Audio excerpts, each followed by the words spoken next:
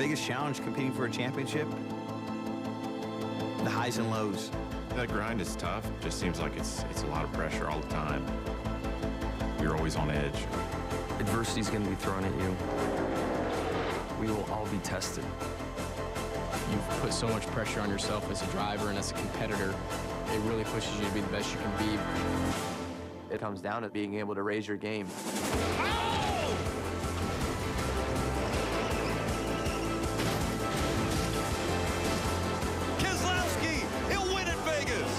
I don't know that there's one key. I think all that preparation is done. At this point, it's survive and advance.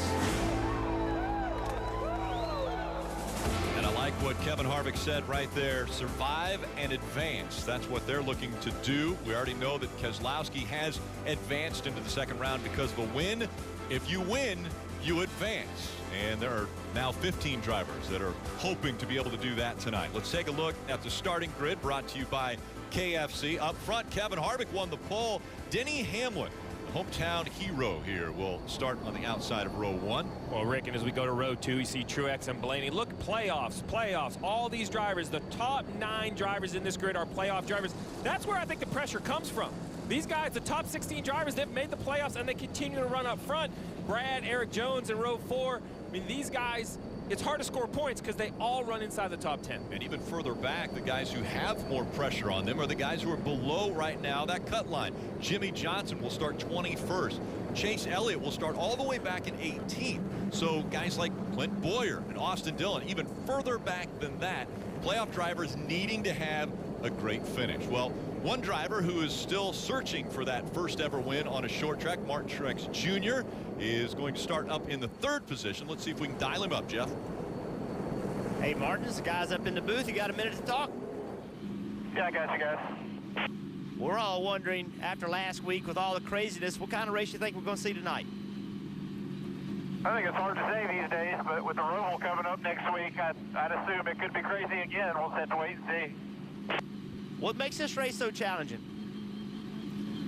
I think this track in general is just a challenge. You know, short run, long run, tire wear. You know, short track racing, a lot can happen on restarts. So it's just a lot of things thrown at you, and it's really hard to do all those things well, especially short run, long run balance. Well, Martin, we appreciate you letting us ride along. Good luck tonight. Have fun, man. I appreciate it, guys. Have fun up there. And as Jeff said, we are going to be able to ride along with Martin Truex Jr. We have the Toyota onboard camera that will be giving us good perspectives. He has the side panner, which is over on the right side of the car. We'll see just how close they can get to the wall here at Richmond. We also have an in-car camera in Chase Elliott. He has the Mountain Dew in-car camera, and he has one of the coolest shots, I think, looking back at the driver under the lights, that clear shield. You can see his eyes work from the mirror out the windshield. He's going to be busy. Lots of traffic here at Richmond. Yeah, his hands will be working all race long. Joey Logano also carrying one of our onboard cameras. He has the Ford Performance in-car camera. He'll start 13th today. And here's another one where you're looking back up at the driver. You get to see the hands working. Here at a short track, they will be busy. Well, no one has a better seat than Kevin Harvick. Trying to bounce back from that accident last week. He has the Jimmy John's onboard camera starting in the pole, and he has this 360-degree camera. We can look all the way around, out the front, out the side, out the rear window. We'll be able to catch all the action. At the action track, which is very good. Let's break down this race. It's 400 laps on a 3/4 mile racetrack. So one of those difficult tracks where, as a crew chief, how do you manage this race? Well, the concern is that tires are so valuable, but how do you break down those 400 laps? It's broken down into stages. 400 laps is 300 miles, a 3/4 mile D-shaped short track. Stage 1, stage 2, each 100 laps in length. So that makes the final stage a little bit longer, 200-lap final stage. Fuel window about 125 to 135 laps. But I think the real story is when you put tires on. You want to put tires on every yellow. So if you see a bunch of cautions, crew chiefs are going to have to start making decisions of when it's time to put tires on the car. Crew chiefs always having to make decisions. Let's go back trackside to Marty. Hey, Rick, there's already been one interesting move made tonight. We haven't even gotten the green flag. It was Rodney Childers, the crew chief for Kevin Harvick, obviously on the pole today, but they chose pit stall 36 all the way back here on the exit of turn 4. Rodney told me the entry, very clean, and the exit, that's the key, very clean. Look at this wide opening they have leaving pit road. He said pit stall number 1 here at Richmond, not a huge advantage there in pit stall 36, Kelly. Well, Jimmy Johnson, this 48 team, will be pitting about in the middle part of pit road. This is a team that showed a lot of great speed last week at Vegas, and although they didn't get the result to show for it, they're just 6 points below the cut line. Jimmy telling me the key to tonight is to stay within themselves, don't overreach, don't make mistakes, Dave. Rick mentioned that Chase Elliott starts 18th, so he's really got nowhere to go but up. But if you heard Chase in Countdown to Green, he's a little bit down about the weekend, but he is not out. He will make his way forward and try to get out of the bottom 4 on their way to Charlotte next week, Rick. 400 laps in front of us. Again, the first stage, 100 laps. Kevin Harvick has chosen the inside line. Denny Hamlin on the outside as they come out of 4. Fans on their feet. Racing at Richmond, short track style.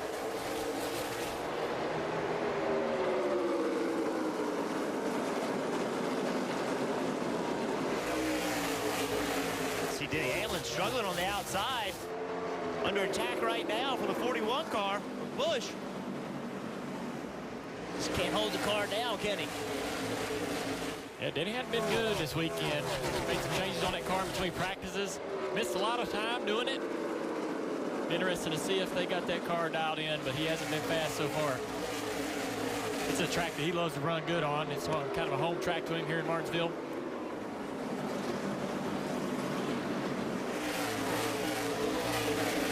Harvick, Truex Jr., Kurt Busch, Denny Hamlin, and Blaney fighting for a spot. Then Keselowski, Almirola, Kyle Larson, Cole Custer's moved up to 9th, and Eric Jones rounding out the top 10. You instantly see the value of good qualifying. The front 5 or 6 cars, single file, relatively calm and spaced out. A little battle back here just inside the top 10. As you go farther back through the field, 2 wide most of the field, sometimes even 3 wide already. We mentioned the 18 of Kyle Busch had to start at the back of the field. We'll look at on the right side of your screen, already inside the 13 of Ty Dillon. Looks like the whole field's fighting for that bottom groove. Haven't seen anybody use that top to make any ground up, make any passes.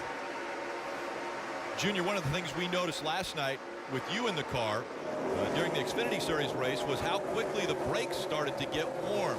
How much do you have to conserve those brakes early in a run so that you don't wear them out or even heat up the bead of the tire and have a tire issue? Yeah, I was definitely overdriving my car early in that race. You get so hyped up. When they drop the green, you want to try to get as many positions as you can, especially when Kyle Busch, he's trying to work through this field as fast as he can and attack while he's got the opportunity while these guys are all close together. So you work really hard.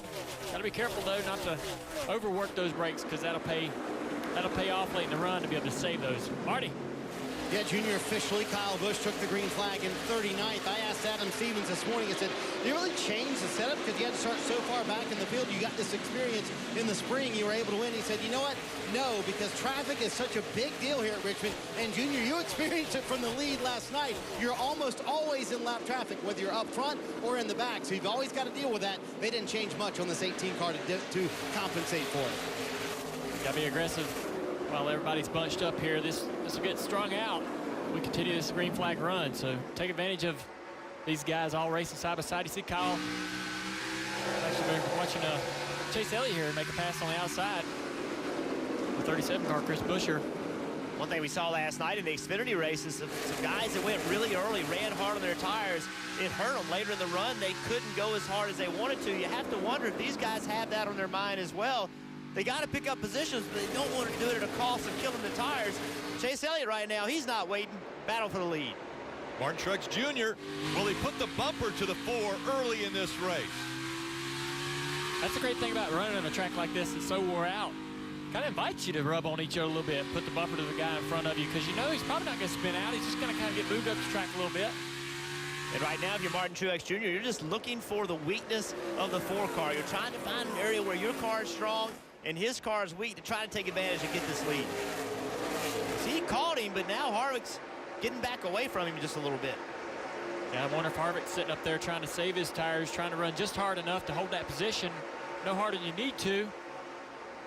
And Junior, I think there's a sense of urgency behind the wheel of that 78. Martin Truex Jr. knows his car was, quote, stupid fast on short runs, as Cole Pern told me this morning. And they know Harvick may be the best car on long runs. So, Jeff, I would assume when you kind of know that scenario going into this, you want to take advantage as soon as you can. There's 2 different ways of thinking about it, Marty. You could, if you're Martin Truex, you could attack and use your speed as an advantage early on, or you can know you have a problem and have to use a little bit of discipline and say, okay, I'm not going to attack right now so I don't get beaten on a long run. I think you want to lead races. I think if you can take the lead, you want to go do it. So I believe it's the first of the two options. Just give all you've got. Well, we're going to continue to talk about the kind of the race within the race, which is for these playoff spots. On the right side, Kyle Busch started at the back, moves up through the field. But I think what's important to note, he's finally caught his first playoff competitor, currently at 24th. Well, look, right in front of him, the 3 of Austin Dillon. One more car in front of him, that orange number 14 of Clint Boyer. That's got to hurt your feelings, Rick, if you know Kyle Busch started last, and here he is on your rear bumper only 13 laps into the race. Oh, contact between the 3 and the 14. Yes, Austin Dillon got in the back of the 14. Now the 18, getting through this traffic might be the hardest thing for him. We saw traffic play a big role in the Xfinity race last night. Now Kyle Busch working as hard as he can to try to find a line. And that's one of the good things about Richmond is there are more than one line here. And the bottom of the racetrack, Junior said earlier, preferred, but you still have that option of going high. Well, the other reason these guys are in a hurry is the leaders are a half a lap behind them already. This is only 3/4 of a mile as Kyle Busch is going to thread the needle, try to squeeze in there 3 wide. Austin Dillon will give him the bottom lane. That'll make Kyle Busch 2 wide. He's by the 3, now trying to get by the 14 of Clint Boyer. Kevin Harvick still out front, has a 0.3 of a second lead over Martin Truex Jr. NASCAR Heat 3 is available now on the Xbox One, PlayStation 4, and PC. Go to NASCARHeat.com today.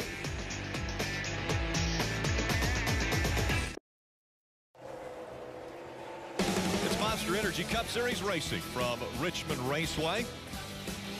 And NASCAR Drive, that's your live race day companion. You can watch throughout the broadcast.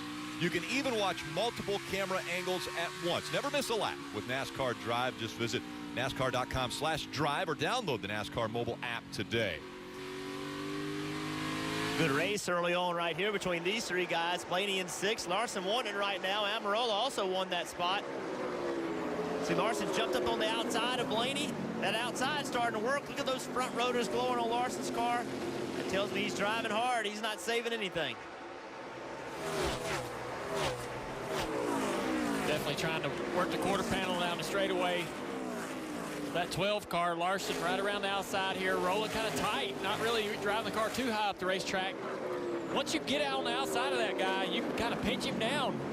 That way he can't get in the throttle to get off the corner. Just right here, he pinched him down, he can't get off the corner, take the position. It's so hard off turn 4. The corner opens up big off turn 4, but your car needs all that racetrack. You see a battle for the lead. Truex looking at Harvick. Yeah, he's going to have a hard time passing him on the bottom. Same situation. Trying to get up under a guy. It's just so hard to get to the throttle coming off the corner. Big run right here, though. Truex is really beating Harvick on corner exit. Harvick loose on the straightaway. That's spinning the rear tires halfway down the straightaway. That's how low the grip is this racetrack. First time Harvick's been in that outside lane. He's not going to give it to Truex. See Truex trying to get the power down, not being able to do that. So now Harvick doesn't even try to go to the bottom, just stays in the middle of the racetrack, going to try to get rear grip, leaving the corner. Truex with a pretty decent run. I saw this movie last night, trying to get by the leader. It's tough. Looks like Truex, though, he's going to roll down in the bottom, get a little bit more position. It's just inches, you know, a little foot here, a little foot there. Put the corners together. That's where it's so hard on that corner exit. Truex just has to keep turning his car. So right here, Truex is in the throttle, but he's got to turn his car a little bit more than Kevin Harvick, and that hurts the rear drive. It's hard to lay the throttle down. Harvick's liking that outside groove. He doesn't have to really charge the corners hard. Just roll the center, roll around the top. Real easy. He knows he's giving up a little speed or a little time because of the length of the lap.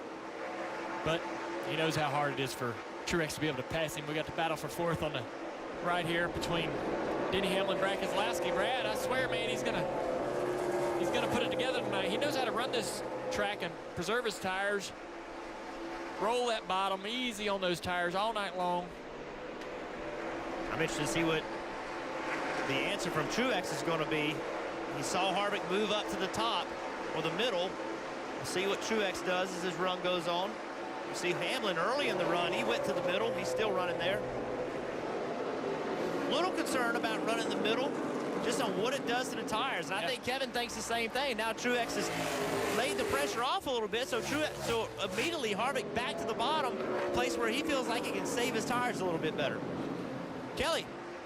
Well, about a second behind that battle for the lead, there is Kurt Busch in the 41 car. He's a two-time winner here at Richmond, and crew chief Billy Scott told me they felt really good about this 41 car. They had a good race here in the spring, especially when they had long green flag runs. He told me the sweet spot for this car is really between laps 15 and 60. We're turning lap 30 right now, so we'll see if this car comes to life. Kurt Busch saying they fired off just a little bit looser than he had anticipated, Dave. Ryan Blaney radioed his crew and said, I am getting my butt kicked. He just got dropped back to 11th by Joey Logano. He started 4th. He cannot put the throttle down in the middle of the corner. For driving off the corner, that's super important, Marty.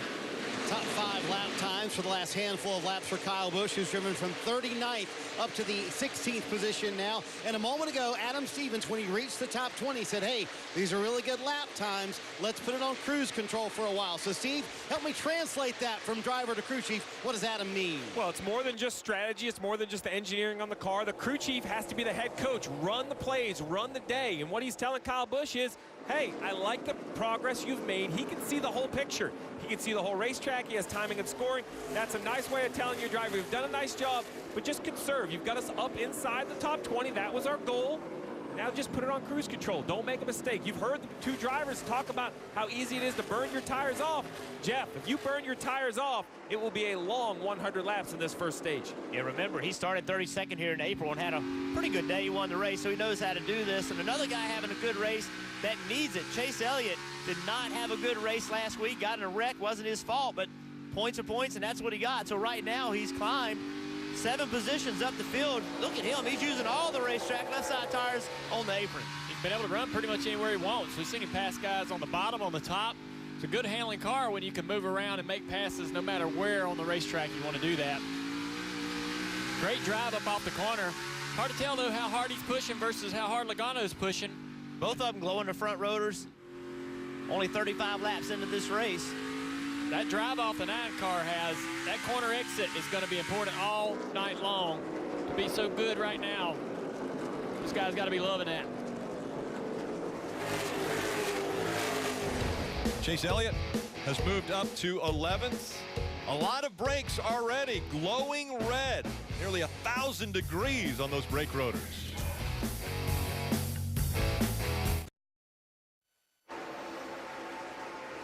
New leader in Richmond. Martin Truex Jr. and that 78 team have forged to the front, able to get by the 4 of Kevin Harvick. Here's how it happened. He just kept working on him. Stayed committed to the bottom of the racetrack, Junior. Harvick could move up the racetrack, and he just kept chipping away a little bit every lap, and finally got far enough on him driving into 1, could carry enough speed, and got position on him, was able to kick clear Kevin. Still outside. Come on, clear. Hell yeah, go get him now. Kevin Harvick led the first 40 laps. Now Martin Truex Jr. out front. Today only you can get 10 extra chances to win a fan-built Chevy, Ford, or Toyota truck. Just head to NASCAR.com/playoffs promo and enter promo code NIGHTRACE to unlock your entries now. But hurry, you only have until 11:59 p.m. Eastern to use today's code. That's promo code NIGHTRACE. I want a new truck. Go to NASCAR.com/playoffs promo. You can see from that camera angle right there, and watching these guys here, these guys are running all over this racetrack. Middle of the racetrack, top of the racetrack. Just doesn't take enough rubber for me to really want to run too high. Because if there's no rubber down on the racetrack, you're constantly giving, going to have excessive tire wear. Definitely not as much rubber in the middle of the high groove. Seeing guys go up there and run there a lot, but I'm just worried about how that's going to be on their tires on the long run.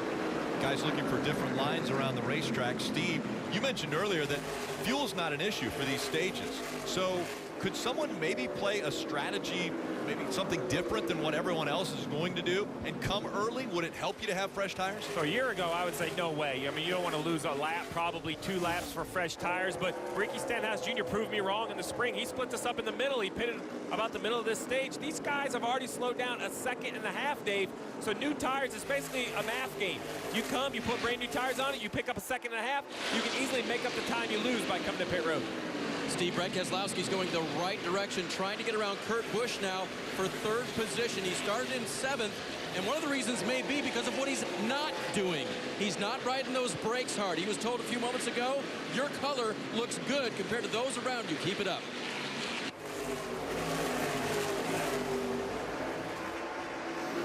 They're the 16 drivers that are working to advance into the 2nd round, and one already has that yellow box around him. That's Brad Keselowski after winning at Las Vegas a week ago. Everyone below 12th will be fighting for points and potentially a win, because the Roval coming up next week, and we have heard every driver is thinking about it right now. As you're looking at the points on the left-hand side of the screen, look at Clint Boyer in that 14 car. Well, I am really surprised that Clint Boyer is still running back in 20th. He started 24th, and I talked to Clint today. They were really good here in the spring. He ran very well.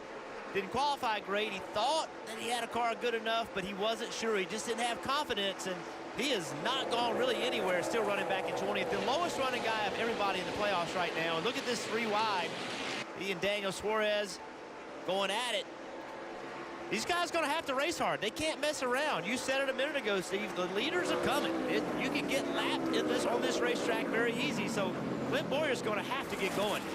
Jeff, as we see the 17 of Ricky Stenhouse Jr. exiting pit road, the 14 of Boyer is in trouble. He just said so to his team when he was told the leader was about a straightaway behind. He said, guys, I think we're in trouble. The car has been very loose in and off, very tight in the middle. 14. Those are common balance issues, being very loose in, tight rolling center. Well, we mentioned that strategy of pitting in the middle. 17 did it in the spring. They did it again here. So he's lost a lap. He's basically just barely 2 laps down, just behind the leaders here. But watch how good these new tires are. He's easily going to drive by some of the cars that are contending. The 42 of Larson, the 11 of Denny Hamlin. Neither of those cars are either got a hole. Oh! Contact with the 11. Sideways goes Denny Hamlin. He keeps it straight, and it stays green. And that's the best thing could have happened with that strategy. If you go out there on new tires and you spin somebody out, you have killed your strategy. Now you put yourself in a position where you are a lap down. That's the last thing you want to do. But that's what new tires do. I mean, the closing rate on the 11 was unreal, and Ricky Stenhouse just misjudged it and basically ran the 11 over. Let's take a look at the replay here. Coming off turn 4 through 3 and 4. Stenhouse on those tires just coming so much quicker, and Denny kind of coming down the track to get a normal exit. How did he not spin out? He locked the right front tire up a couple times. That's incredible. You got to worry about that flat spot on the tires. You also got to worry about what that did to the rear tires. So how that changed Denny's strategy as far as his tires and his pit strategy, Steve? Well, his hands out the window. I believe the 11, they probably didn't want to split this up in the middle, but now, as you mentioned, hurting those rear tires, I think they just called him to pit road. Looks like Denny's running the bottom. He'll come to pit road right now. The 17 was the first, but now we've had multiple drivers. There have been 5 or 6 different drivers on pit road. But Denny Hamlin, as he smokes the tires, is definitely the highest running car that's going to pit in extra time in this stage. So, Steve, he just has to be on the same strategy now, right, as what the 17 just did, right? Well, yeah, now he's going to have to come in. Cannot have a penalty. Denny Hamlin's had some issues with speeding this year. He cannot get caught speeding. You can't make 2 trips down. These new tires should let this 11 go completely on the offense for these last 44 laps. Now, though, Dave, he can't have a yellow. Rick, one thing they did tell him is when he fires out of the pit, remember he's in pit stall number 1, that he'll be going faster than the pit road speed limit. But because he only has to go a little ways, the average will be correct. The cars are timed over averaging on pit lane. So he'll get these 4 tires. He said since that spin, the car was very, very hard to turn, so they made adjustments for that. A little bit of a slow stop there, too. The right front tire a little hard coming off. Well, we've heard Dale and Jeff talk about saving tires and all these strategies. Now, if you're Mike Wheeler, the crew chief, you're the exact opposite. You're on the whip. Let's go, bud. 43 laps. I need you to go get every position you can. You have to unlap us for this strategy to work. So I expect Denny Hamlin to push the issue as he catches traffic. Right now scored just a lap down. Ricky Stenhouse Jr. also was a lap down because of the strategy that he employed, and then with a little bit of contact, it dropped him 2 laps down because he had to slow down because of the 11. So Ricky Stenhouse Jr. fighting to get back on the lead lap. Denny Hamlin as well, as he was sideways. Everyone chasing Truex Jr.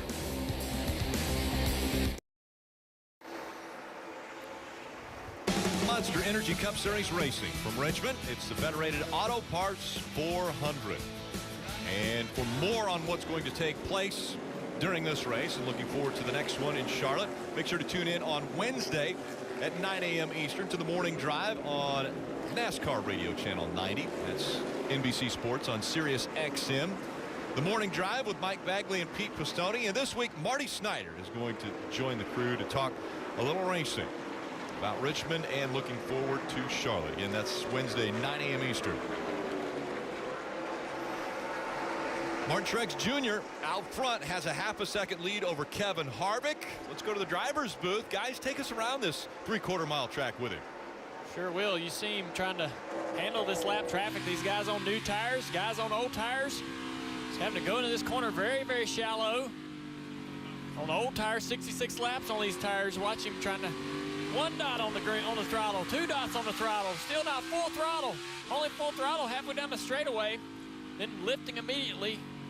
Backing that corner up. Slow car on the bottom. See him bobble, trying to get power down. Still can't get full throttle. No full throttle even just for a minute down the straightaway. So even at the flag stand, he's not even get all the power down. Shows you how slick it is. One thing also outside the car we noticed, watch the 78 car as he gets into the corner. Look at the rear rotors. He's got all 4 rotors glowing, not just the fronts. You see, hopefully we get a good shot getting into turn 1. But he actually has the rear rotors glowing. We see a lot of front rotor glow because that's where the most of the brake bias is. But see the rears? The rears are actually glowing more than the fronts. That's a ton of rear brake bias. They make the adjustments inside the car. They can shut off the left rear and shut off the right rear, move the brakes left to right, front to rear.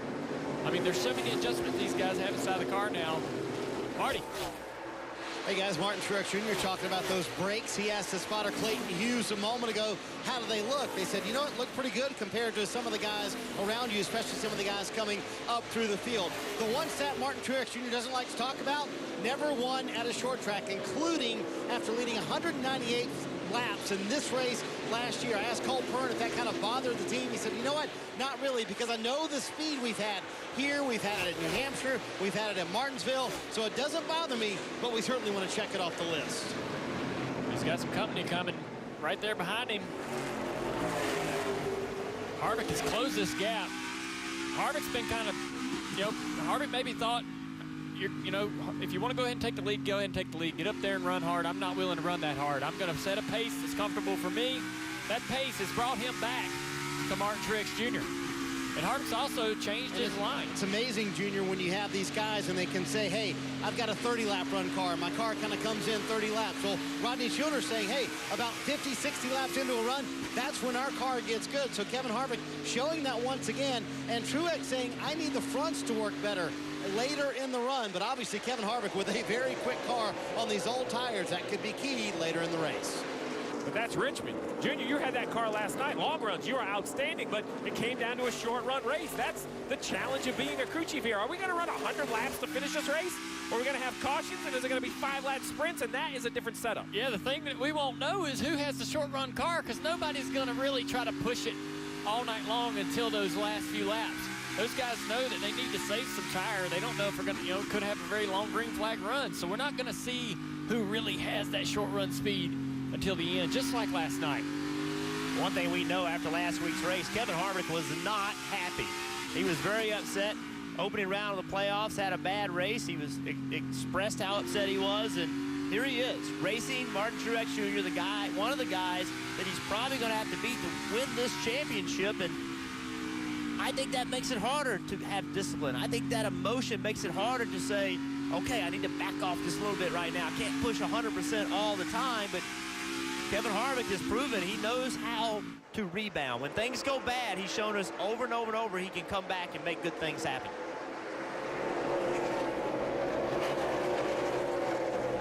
So 37 car a little bit ago of A.J. Allmendinger. You see him getting on pit road. He's below the commitment line. Then he looks up, and he sees Denny Hamlin spinning. He's like, the caution's going to come out. I mean, surely the caution's coming out. There's no way he can save that, and he decided to go back on the racetrack. That's a bad decision. Yes, that was a commitment line violation, so he would have been better off just rolling down pit road if the caution did come out, just not stopping his pit box, but quick second, just a split-second decision, and just chose the wrong one. See how low the 22 come off the corner and how low he run down the straightaway? A little bit more grip running that groove down the front straightaway. You saw in Mark Truex Jr. car a moment ago how he couldn't get the power down until he got beyond the flag stand. If you step out of that normal groove against the fence, it's not quite as worn out. It's not quite as used. Look at that low line off the corner and how low he'll run down the straightaway. Saves the tires, saves the rear tires a little bit doing that. And I know it's only 11th position, but I think Jimmy Johnson's got to feel pretty decent about where he's running. They've not had good speed jumping on the outside of Logano right now. They've struggled all year, but they ran well last week. They really had good speed last week, and now this week they've got decent speed. He's putting pressure on Logano, so Jimmy Johnson's showing a little bit of life. And remember, the top 10 positions at the end of each stage gets points, and everyone right now in the top 10 in the playoffs, they're looking for every point they can get.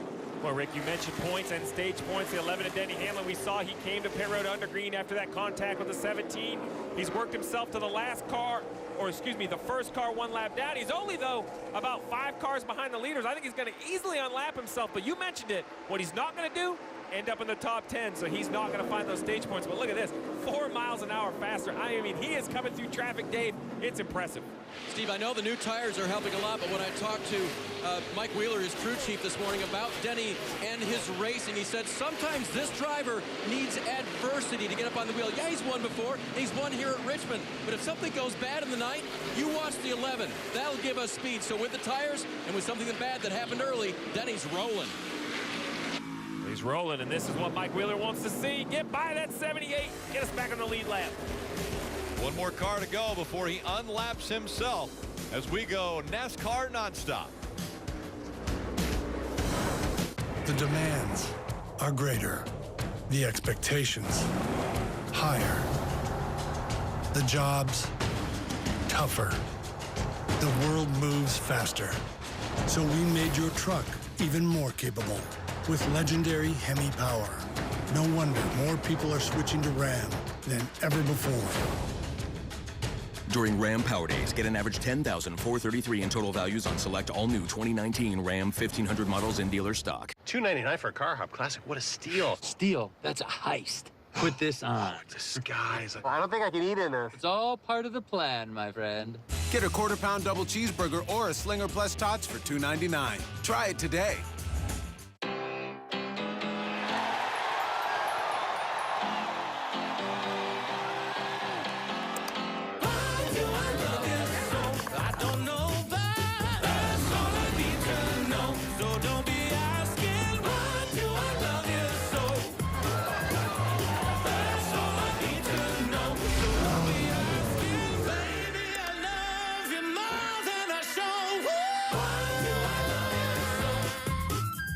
Best pizza, New York style. No way. Chicago deep dish. Nah, white pie. Half veggies, half meat. Just cheese. No, pepperoni. Extra crunchy. Really? Has to be gluten-free. Top it with arugula. No, basil. Eggplant. Dude, really? That's not pizza. Come on. Pizza and a Coke. You got that right. 2 Cokes, please. My pizza goes best with a Coke. An ice cold Coke. Only with a Coke. Introducing Sonic's new Car Hop Classic with double the beef, double the cheese, and now double the choices. Try quarter-pound double cheeseburger or Slinger with Tots for just $2.99. Get them while they last. 14 years studying with these two should prepare you for anything. But this isn't just a test, young grasshopper. This is Sunday Night Football against your former teachers. This is like playing chess against Kasparov while trying to outmaneuver Patton, with millions of people judging your every move. Game on, Matt. All eyes on the sidelines. All eyes on Patriots-Lions. All eyes on Sunday Night Football.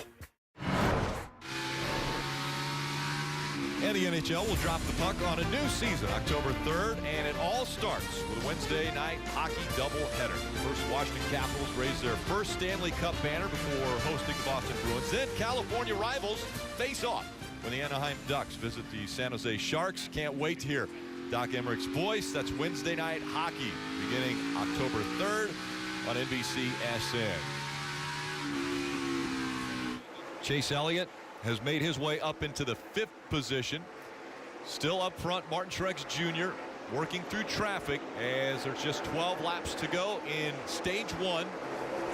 Harvick, Keselowski, Kurt Busch, Chase Elliott all in the top 5. Then Almirola, Larson, Eric Jones, and Bowman and Logano all in the top 10. That yellow and black car right there, Matt Kenseth, he's on that strategy as well. He has new tires. This is an important move for him underneath the 78. He's unlapping himself, putting himself back on the lead lap. About 4 or 5 cars behind these leaders is also that 17 of Stenhouse Jr. as well as the 51 of Cole Custer. You mentioned the 6. It was announced today that the driver of the 31 now, Ryan Newman, will be in the 6 next year for Roush Fenway Racing. Kenseth will still be a part of the Roush Fenway organization. We mentioned Chase Elliott a little bit ago, how well he was doing early in the race. Well, that has continued, and he has run down Kurt Busch. Kurt Busch is in 4th, and Chase Elliott is running him down big time. I think he's going to take that position from him pretty quickly. Chase Elliott with a really good car right now early in this race. Watch right here. Chase turns, enters high, and turns and leaves low on both ends of the racetrack. So let's watch and see what he does. He's going to use a little patience, doesn't try to pass him there, stays high, gets slow in the middle, turns, uses that rear grip on corner exit, and easily this time just jumps up on the outside. Actually couldn't lay it down. Thought he was going to jump right on the outside, but he couldn't quite get it done. He is rolling right here. That's why he couldn't get it done. See the 38 on those newer tires. He's on that strategy as well. Chase is going to make it work on the outside. That car is really working right now. He's got great drive off. Gets a little bobble there into the corner. He's pretty free to be getting loose into the corner there. But the drive off in this car is incredible. Marty. Hey guys, 7 to go here in stage 1. We're going to start focusing on the back top 10 here because valuable stage points are at stake. In fact, a moment ago, Chris Gale told Eric Jones, hey, bud, we got to go. They were in 9th at the time. He has now moved up. The 7th car's gotten a little bit better, but for some of those cars in the back of the pack, like Alex Bowman back there in 9th, car's too tight for him. They've got to go because they know behind them, outside the top 10, Jimmy Johnson and Kyle Busch, Kelly. Right there holding that 10th position is Joey Logano. His record here at Richmond is nothing short of impressive. 9 straight top 10 finishes, 3 straight top 5s, and I think they expect it to be a little bit better here tonight, but Joey's had his hands full a bit with the 22 car, fired off just way too loose. Now he's saying that it's too tight. He's using that track car inside to help him, but this is a car that started 12th, so only made it up to the top 10.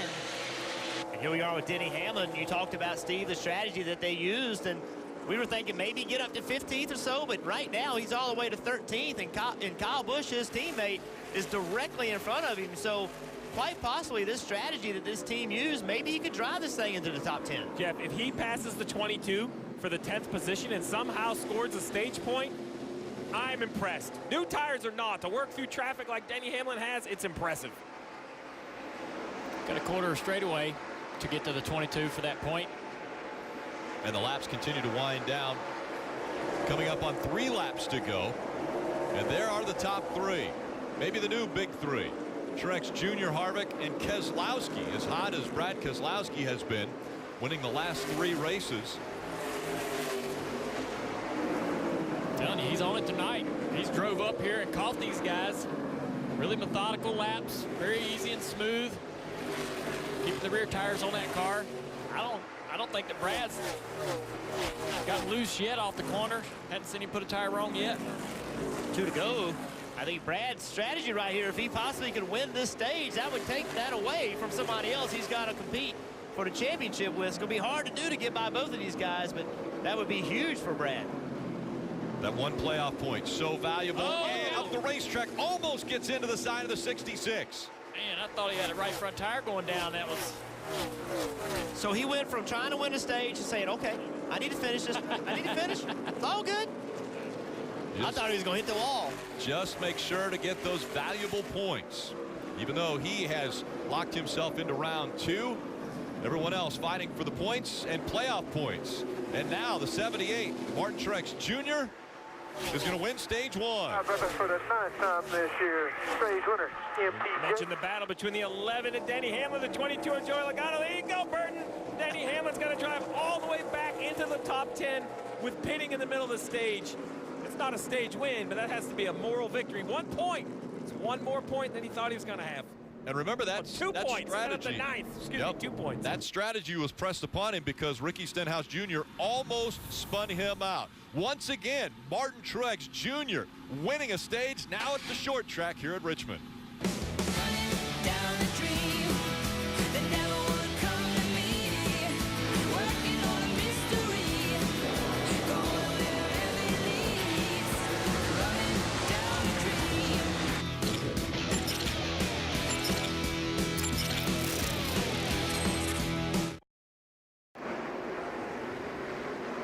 Martin Truex Jr. wins that stage. He gets a stage point. The big 3 still piling up stage points. It's a big deal for them and Brad Keselowski. Brad doesn't want any of those other guys winning those stage points. Everybody's on pit road. Let's see what's going on, Marty. And Junior, we got to watch those guys come in from the Peacock pit box. You see Martin Truex Jr. said the front tires need to work better after 15 laps, just too tight midway through the run. We'll see if the pit stall 36 selection for Rodney Childers pays off for that 14. Kevin Harvick said the switch flipped on that car, got way too tight late in the run, Dave. Let's just say the 9 team made the right adjustments from 18th all the way up to 4th for Chase Elliott. His pit work is done. Brad Keselowski's team finishing up now. The teamwork on pit road has been a key to their success lately. Let's see how they leave pit road, a few in front of him. And the race off pit road brought to you by Kroger Click List. Truex Jr. and Harvick barely holding on to their spots. Then it's Chase Elliott and Eric Almirola gaining a few spots on pit road. Take a closer look at Richmond Raceway with tonight's Mobil 1 track facts and a $30 million redevelopment of the infield, and it was completely cleared out. But really, they've made it so much more fan-friendly, and somebody who knows all about friendly fans is Rutledge Wood. Rick Allen, you described it perfectly. It's totally different inside the track, and they never mess with the great racing action we're seeing on the outside. But here in turns 1 and 2, you're getting a great shot there. It's totally different. This is Richmond Raceway reimagined. It's all about bringing these fans closer to the action. You can see not only do they have a great pavilion, chairs to hang out, there's a bar, there's restaurants, but they also completely changed the pedestrian tunnel and made it so much more accessible for fans of all ages and accessibility levels to get in here, see the race, and just look how close you are to the track. I mean, this is a great place to watch the race, guys.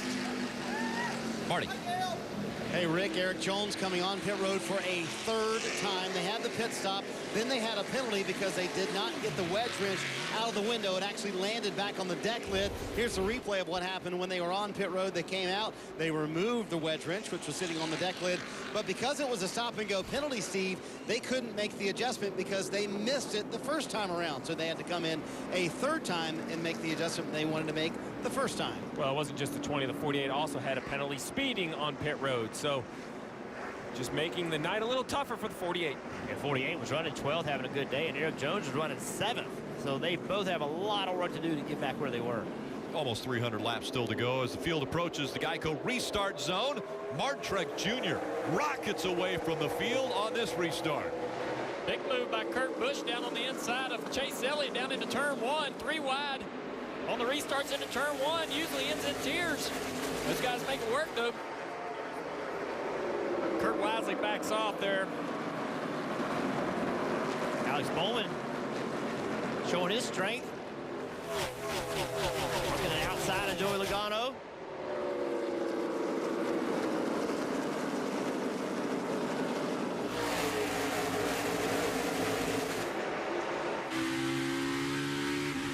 That outside's there for a couple laps as everybody's trying to climb and get down on the bottom of the racetrack and bottle up that inside groove. You see Denny trying to put the power down back there, getting a little bit loose. He's got some pressure behind him from his teammate, Kyle Busch. Restarts here is so intense. Small racetrack. You got to be aggressive. Denny Hamlin with a really good run right to the middle of the corner. See, Brad Keselowski, yep, you see him, he's like, I give up on this outside, Bowman. I don't think you're going to make it work, but I think Bowman might get him on corner exit here. As 11's having a hard time trying to get that power down. Still there on the inside, though. Bowman sails it down into the center. Stops the car, turns, tries to get a good straight run off. That's a good run. That's a good corner right there. I thought he overdrove the corner, but was able to get the car turned. And then they see him right back to the bottom of the racetrack, taking away Denny Hamlin's line. And you see that 21 car, Menard, trying to make the outside work. Marty. Hey, Jeff, a nice run for the 88 team. Alex Bowman told me a couple weeks ago, Richmond as a company was our worst race in the spring. He said they came back with a completely different philosophy, focused on different things. He said, I don't know what tonight's going to bring, but a top 10 would be outstanding. Right now, they're in 7th. He's getting a lot of pressure from Denny. Up front here, though, we got a great battle. Chase Elliott, Kurt Busch, Joe Logano on the inside of Kurt.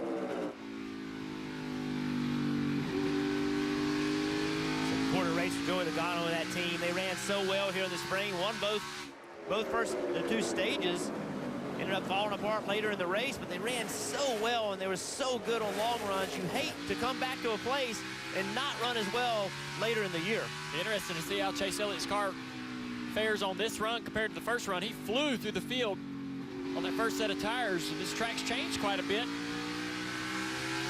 And sometimes when you're back there in the field, it's so bunched up that your car may not take off well on the short run, but you don't really notice it because it's too wide and nowhere to go anyway. If it takes 7 or 8 laps for it to get going, you don't really know it. But out front like this, if you can't take off, then you have pressure. You have people all over you. So he may not really understand how his car needed to be taken off, and he may have a really good run here as this run goes on. Jeff, they should try to work on that for Chase Elliott on this pit stop. That was the one complaint he had. Wasn't good on the fire-off, so they made some air pressure adjustments to try to make that better. Kelly? Well, in Kurt Busch, we saw him fade towards the end of stage 1. That's because he said they were just way looser than they expected to be, so they kind of wore out the right side tires. Right now, Kurt's saying something kind of interesting, guys. He's saying that the right rear is high and aggressive compared to the left side. See on board here with the 9. 22 of Joe Logano looks inside him. Well, we haven't seen his teammate, the 2 of Brad Keselowski. Well, that's because he had an issue on pit road. We talked about the 20 and that adjustment wrench ending up on the deck lid. How about this? Of all things, he puts it in, everything goes, it falls on the deck lid. Of all things, Rick, it can't fall off onto the concrete. At least it wouldn't be a penalty. So that was the penalty on the 20. They leave with that the round wrench on the deck lid. And it wasn't just the 20. The 2 of Brad Keselowski came to pit road running 3rd. And restarted 8th. 5 spots may not seem like a lot, but it was right here. Look at the right front tire carrier. He's got 1 tire and it kind of bounces. He has to go back and catch it. Nice job not having a penalty. Easily could have got away from him and been uncontrolled, but restarted in the 8th position. You see him coming into frame now to battle Chase Elliott for 6th, but that's just using up brakes, using up tires, using up equipment. 5 positions he didn't want to have to pass. Fighting back toward the front, Brad Keselowski. Currently running in that 8th spot, now moved up to 7. Chase Elliott just in front of him. Yeah, we're seeing Chase struggle. He's lost a couple spots here to Kurt Busch and Joe Logano.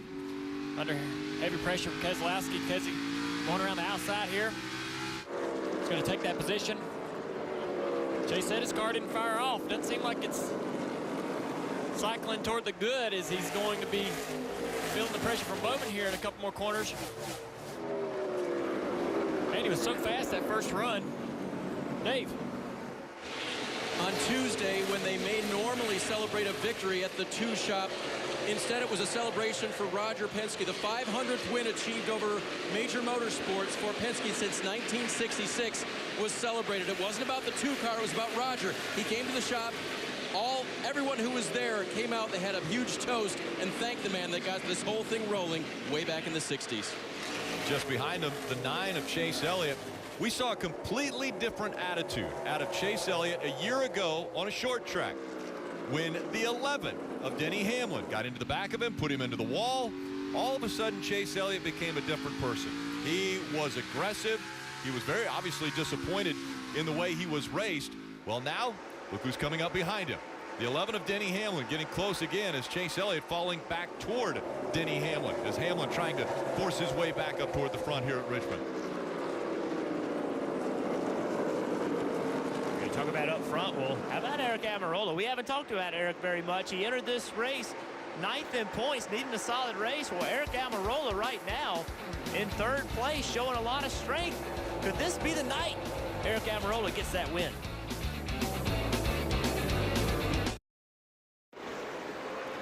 $70 laps to go in stage 2 from Richmond. Let's take a look at the Toyota Camry on-track cars in Victory Lane. Rut? Rick, there's something really cool going on here in the new Victory Lane. We got the on-track car, the Toyota Camry here. But, guys, I'm noticing, Steve, some of these cars, it seems like they're rubbing the lettering off of the right rears. A couple of them on the driver's side on the front, too. What's going on there? How is that lettering coming off on some of these cars? Well, we've talked about brake heat and how much the temperature of the brakes glow. For that reason, you start these tires really low on air pressure. I mean, close to flat. We're talking under 10 pounds, maybe 9, 8.5 pounds on the left side. So you can imagine what a tire looks like when it gets really low on air. It wrinkles up, it gets deformed. It can make contact not only with the fender of the car, but as silly as this sounds, you see that yellow line right there? If you get close enough to the apron, it almost can roll under a little bit, Rick, and rub the sidewall there as well. So this 78, the left side looks great, but early in the race, we saw the left rear of the 4, the 18, and a couple other cars with no longer have the Goodyear writing on that left rear tire.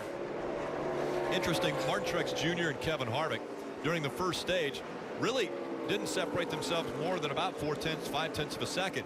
Now in this second stage, Martin Truex Jr. has pulled away to over a 1.5-second lead over Kevin Harvick. Eric Almirola running in the 3rd spot. Kurt Busch and Keselowski are running in the top 5. Brad's drove his car all the way back up inside the top 5, taking this position here from Kurt Busch. Kurt gives it to him down the front straightaway. And Brad's got, I mean, I think Brad is a guy here racing without any pressure. You know, he doesn't have to worry about tonight, much less the Roval. I think all these guys are scared about next week. We got not only the Roval, but potential weather maybe moving in for the weekend. Oh, no. Yeah. Rain tires, man. Right?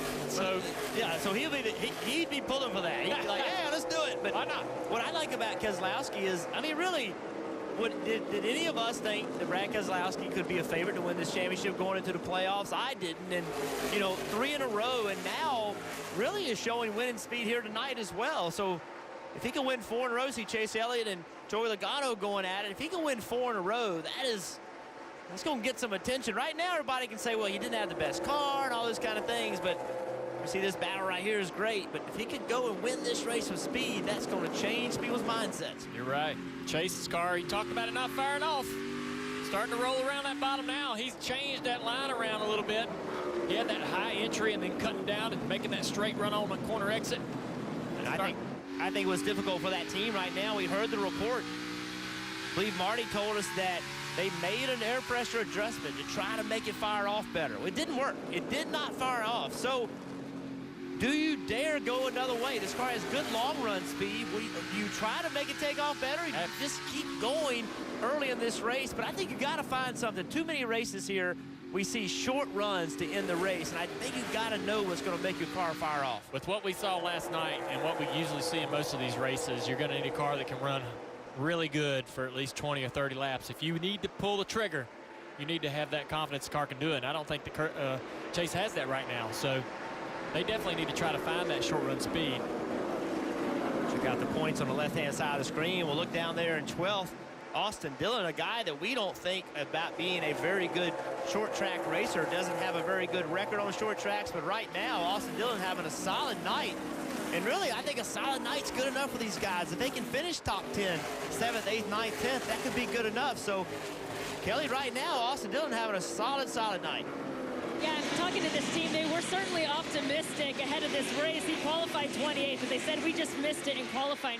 They felt really good about the race speed. They had a good race here in spring. In fact, in the first stage, they were able to climb from 23rd to 4th. Their goal was to kind of get into the top 10 for the first stage.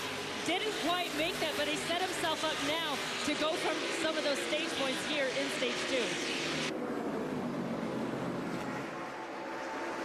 Yeah, I think you want to leave here with at least 20 points if you could on that cutoff. And, we talk about the Roval and how crazy that's going to be and unpredictable. 20 points would make me feel pretty good. If it rained, I'm going to have more. Yeah, well, if you're Austin Dillon, you would, and they said before the playoffs started, hey, man, you're going to have 20 points going in the Roval. I think he'd be pretty dang happy. Hey, and guys, the reason you keep talking about the Roval and the road course, these drivers have been on that track, and this has been the result. A lot of them have struggled to be able to keep it on the track. Yeah, this is running by yourself in a test. I mean, you see these guys right here, complete. Look at this, is a hard impact. And straight down to turn one. Ryan Blaney, he's about to spin his out, makes a little contact with the tires. You know, we see accidents at road courses a lot, but the difference with the Roval is in Sonoma and Watkins Glen, I would say there's an ample amount of runoff. If you make a mistake in turn one at Watkins Glen, you go down in the asphalt, no problem. When I look at the Roval, Kelly, if you make a mistake and you go off track, pretty good chance you're going to hit something. Yeah, when I was talking to the crew chief on 41, Billy Scott, he said, look, the only way we'll feel comfortable heading to that Roval leaving here is if we're locked in on points or locked in on a win. And he said, I think I've got one of the best situations in this entire garage with Kurt Busch as our driver heading to an unknown like the Roval, and still he doesn't like his chances. By the way, Kurt, I talked about that loose race car. It continues to be loose, even though they made a wedge adjustment at the end of stage one. And now he's saying the left tires feel higher than they were previously. So he's talking about the left side air pressure, thinking that maybe the left side air pressure is a little bit too high. Telling his team hopefully he can get the air pressure down a little bit. That'll help him on a long run. But I think the other thing about the oval is that every driver is a rookie. So when you go to Watkins Glen, there's simulators, there's all kinds of things to get you used to it. You can go out and drive other cars. We see people running K&N series, all kinds of things. No option at the Roval. The only way to get experience is to go there and do it, and I think that makes a major difference. It's interesting you say that. There is simulators and simulator opportunities for these guys. There are Rovals that are built on the simulator for these guys to run. So they're clamoring to get that time in the simulator to be able to run. That's as close as they're going to get. You just wonder how accurate it's going to be. That's you know, right. without a lot of data. They're covering that infield with PJ1 here. Oh. And I'm going to throw in another variable. It's an elimination race, of course. So that is next week. And it's a challenging course, plenty of drama. The pressure is definitely on. You're not going to want to miss all the action and the excitement. Visit NASCAR.com/tickets to purchase your tickets today.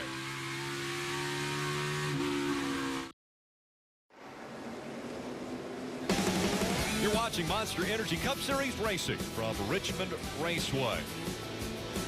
Interesting. Let's take a look at tonight's lap leaders, brought to you by Honda Power Sports.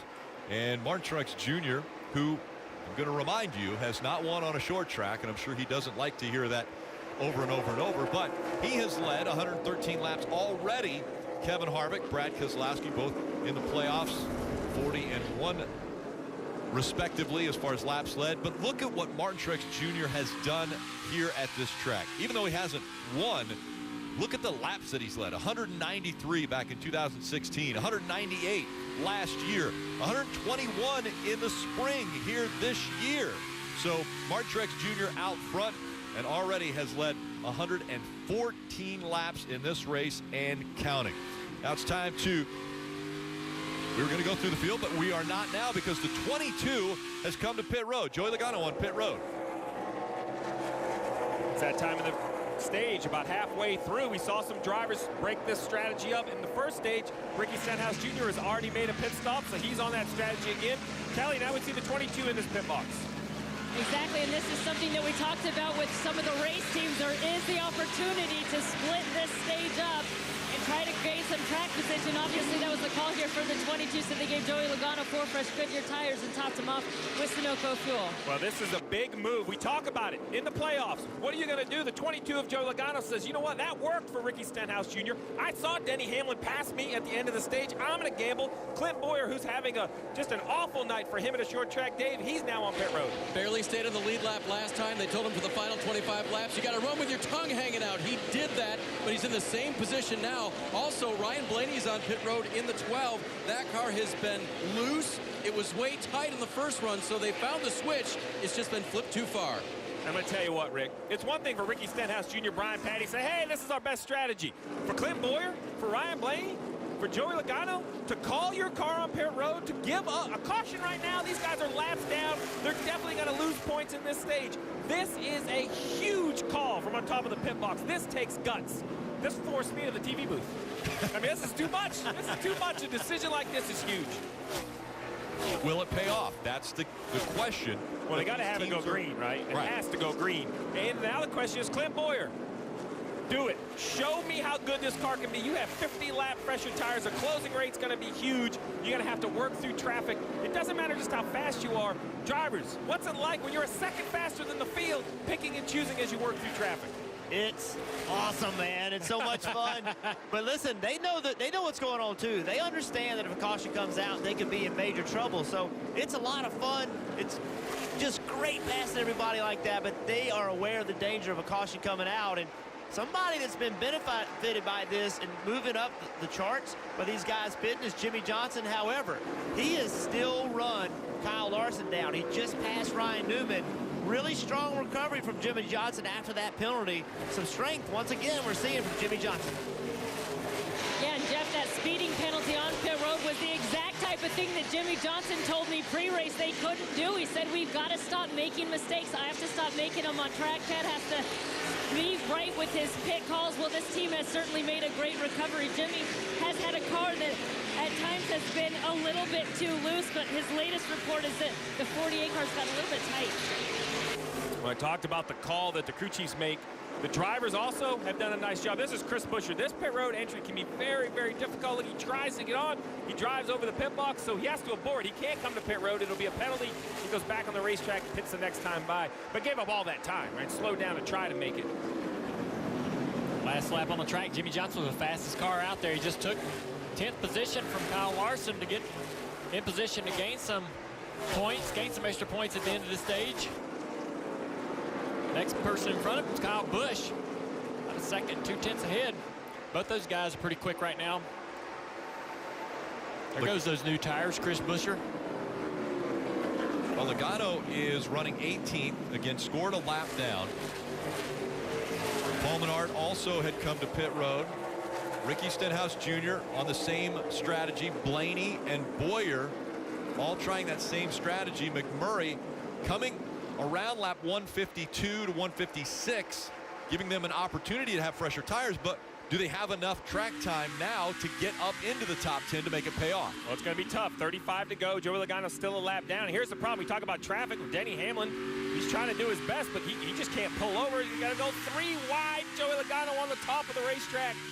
He has to get all the way up and unlap himself and then try to drive back through the field. Joey Logano currently going into turn 1, while the leaders are down here at the other end of the racetrack.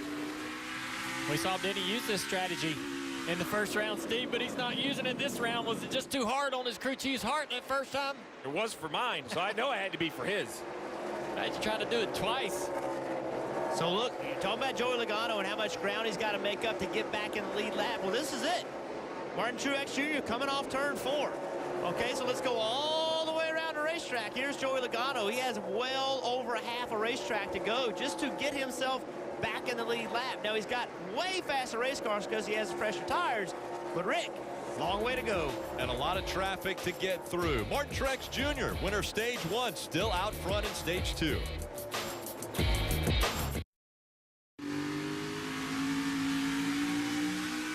Fans, you can take your fandom to the next level. Get the latest t-shirts, jackets, hats, and diecast, all at NASCAR.com/shop.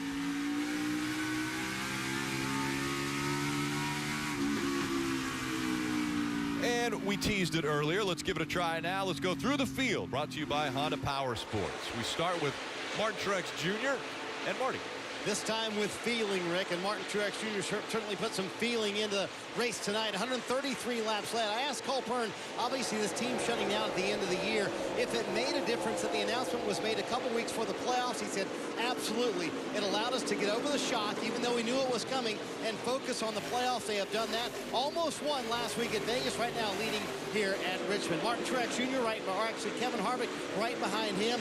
Rodney Childers told me we worked so hard on our short track program earlier this year and in the offseason. Build this brand new car. It's raced 3 times. It has 2 wins, Kelly. Well, Eric Almirola has been setting career best finishes just about every track he goes to since joining Stewart-Haas Racing this year. Well, at the race here at Richmond in the spring, they only finished 17th, but that was not indicative of the speed they have. At one point, driving from 25th all the way up to second, they felt like they had a chance to win that race. Eric racing third right now. If he were to finish there, guess what? It would be a career best here at Richmond, Dave. Kelly, Chase Elliott finished second here in the spring. I asked his crew chief how. He said short run speed. Well, it is just the opposite tonight. Remember, he restarted in the third position, fell back to seventh. Now he's back to fourth. This is a long run car tonight. Brad Keselowski runs fourth right now. He said, I need more turn in the 2 car. And if I was running out front, I'd be perfect. Well, he's not right now, but he may be later, Marty. Dave, Alex Bowman told me earlier this week, we're sick of getting top 10s and top 15s with this 88 team and being happy with it. We want to be a part of the conversation with the guys up front. Well, guess what? Tonight, they are. They're running 6 right now. Bowman with an impressive run so far here at Richmond, Kelly. Austin Dillon there in the 3 car. Well, they had a respectable finish last week at Las Vegas. It was an 11th place finish. When I asked his team to describe Austin here as they get to the playoffs, they called him clutch. They said, look what he did to win the Xfinity Series championship years ago, and look what he did to win the Daytona 500 earlier this year. They like having that driver behind the number 3 car. Right behind him in 8th is the 41 of Kurt Busch. Last week, it looked like Kurt's race was going to be completely over at Las Vegas. He had a lot of damage from a late race wreck, but that team got things back together. He only lost 1 lap, and they think it saved them 8 additional points, which could be clutch there. We actually saw Jimmy Johnson in that 48 car get ahead of him there. Jimmy Johnson, a 3-time winner here, although he admits that this is not his best track. He said, look, the only thing he doesn't want is to go into that Roval at Charlotte next week in a must-win situation, Marty. For Kyle Busch, his brother back in the 10th position. We've documented the run through the field from 39th to 10th.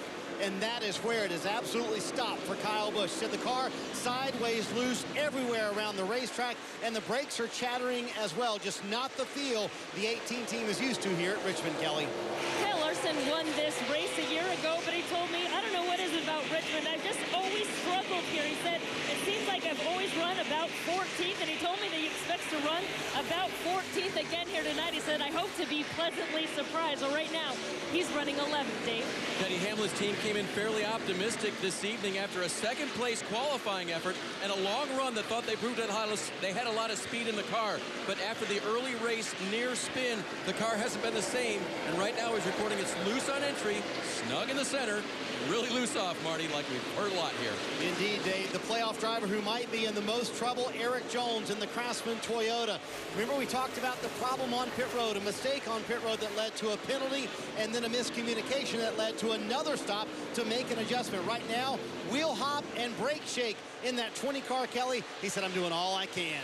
Well, after watching their teammate Brad Keselowski win 3 straight, I asked the 22 team of Joey Logano how anxious they were to get to victory lane. Crew chief Todd Gordon said, our desire is through the roof. And Joey told me, I'm probably the most anxious person there is to get a win, but I've got to keep my mind on the ultimate goal. That is to win a championship. We need to focus on what it takes to get to Homestead, Miami, Dave. And the final 2 playoff drivers, Ryan Blaney and Clint Boyer, they're on the same strategy. They were both on pit road under green on lap 156, splitting the stage, trying anything to make it right tonight, Rick.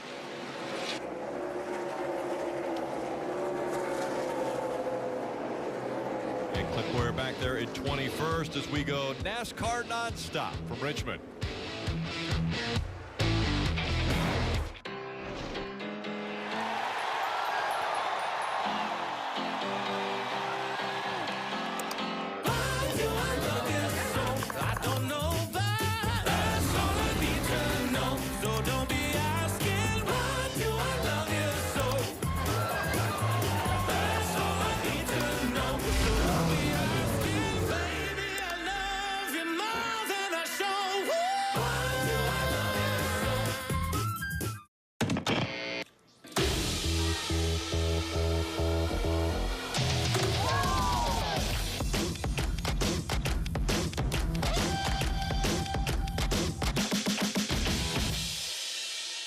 Some things should never change, like the crisp, cold refreshment of Busch. But something should, like Mike's aim. Mike, toss me a Busch.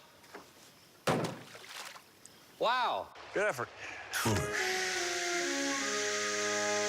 time. It shouldn't be measured by clocks. It should be measured by how long steak and lobster is back at Outback. Backed by popular demand, steak and lobster starting at $15.99. And time is limited. So hurry in today. Outback Steakhouse. Aussie rules.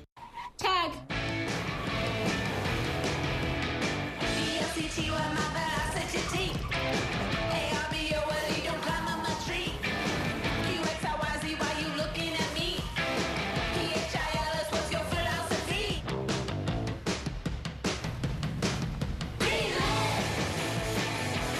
You're it.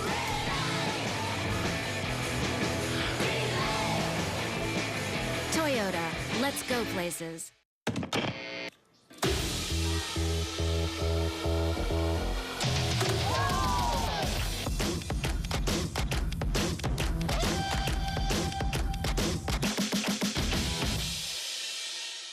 New Amsterdam is America's first public hospital. You know, we all feel like the system is too big to change, but we are the system. We need to change. Let's get into some trouble. Let's be doctors again. New Amsterdam premieres this Tuesday on NBC. After a vintage Saturday performance, Tiger Woods is atop the leaderboard. Can he claim his first victory in over 5 years? And the FedEx Cup, the final round of the Tour Championship, tomorrow on Golf Channel and NBC.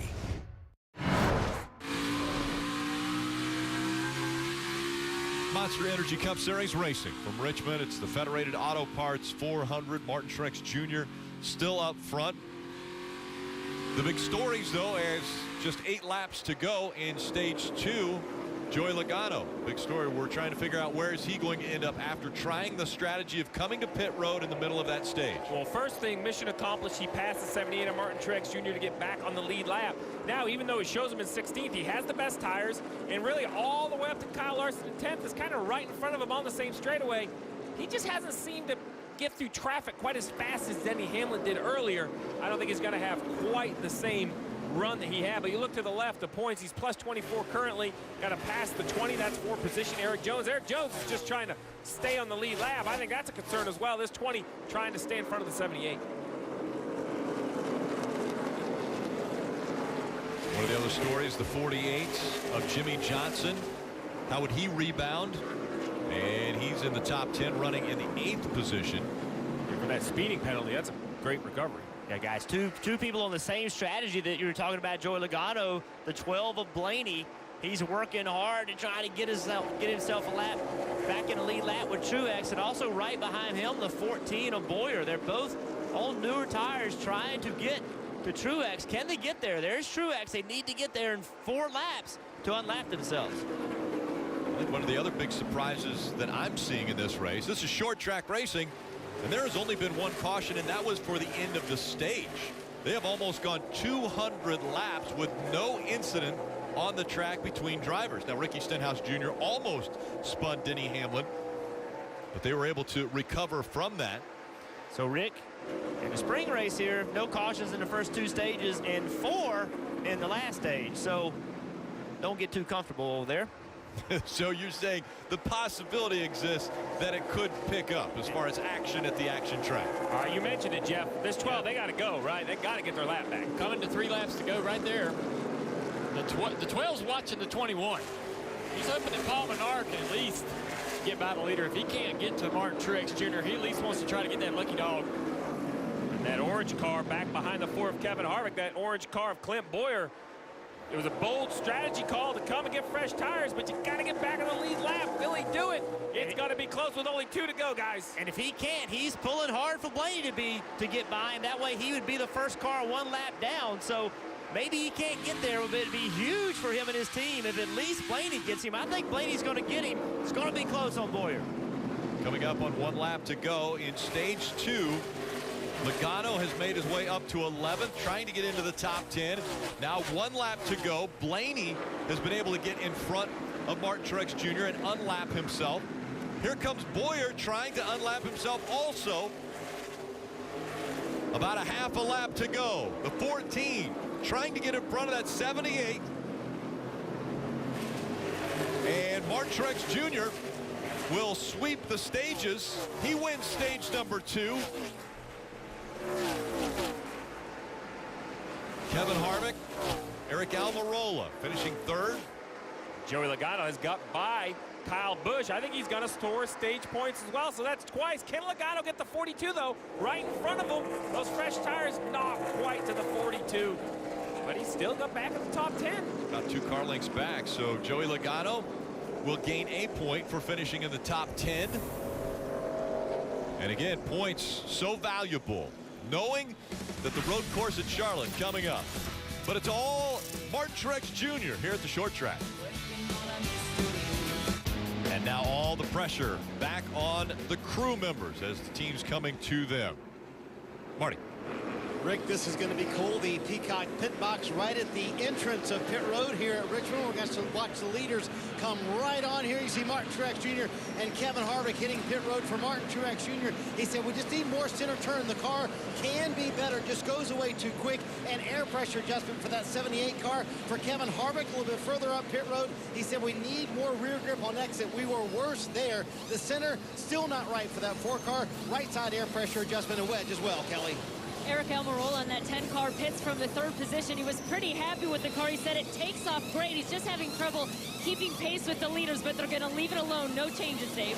Chase Elliott comes in 4th, bottom of your screen. Pit work is done. He's so afraid of what they might do to hurt the long run by getting the short run of it, but they needed to do something. Air pressure adjustments again on the 9. And a new leader at Richmond.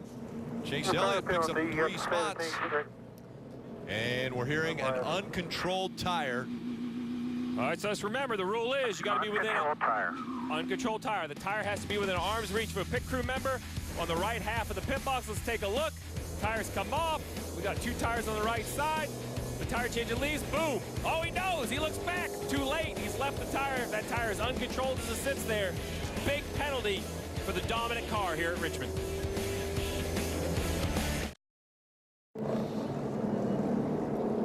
After the checkered flag here at Richmond, stay tuned for the NASCAR America post-race show. That's presented by Honda Power Sports. Krista, what can we look forward to?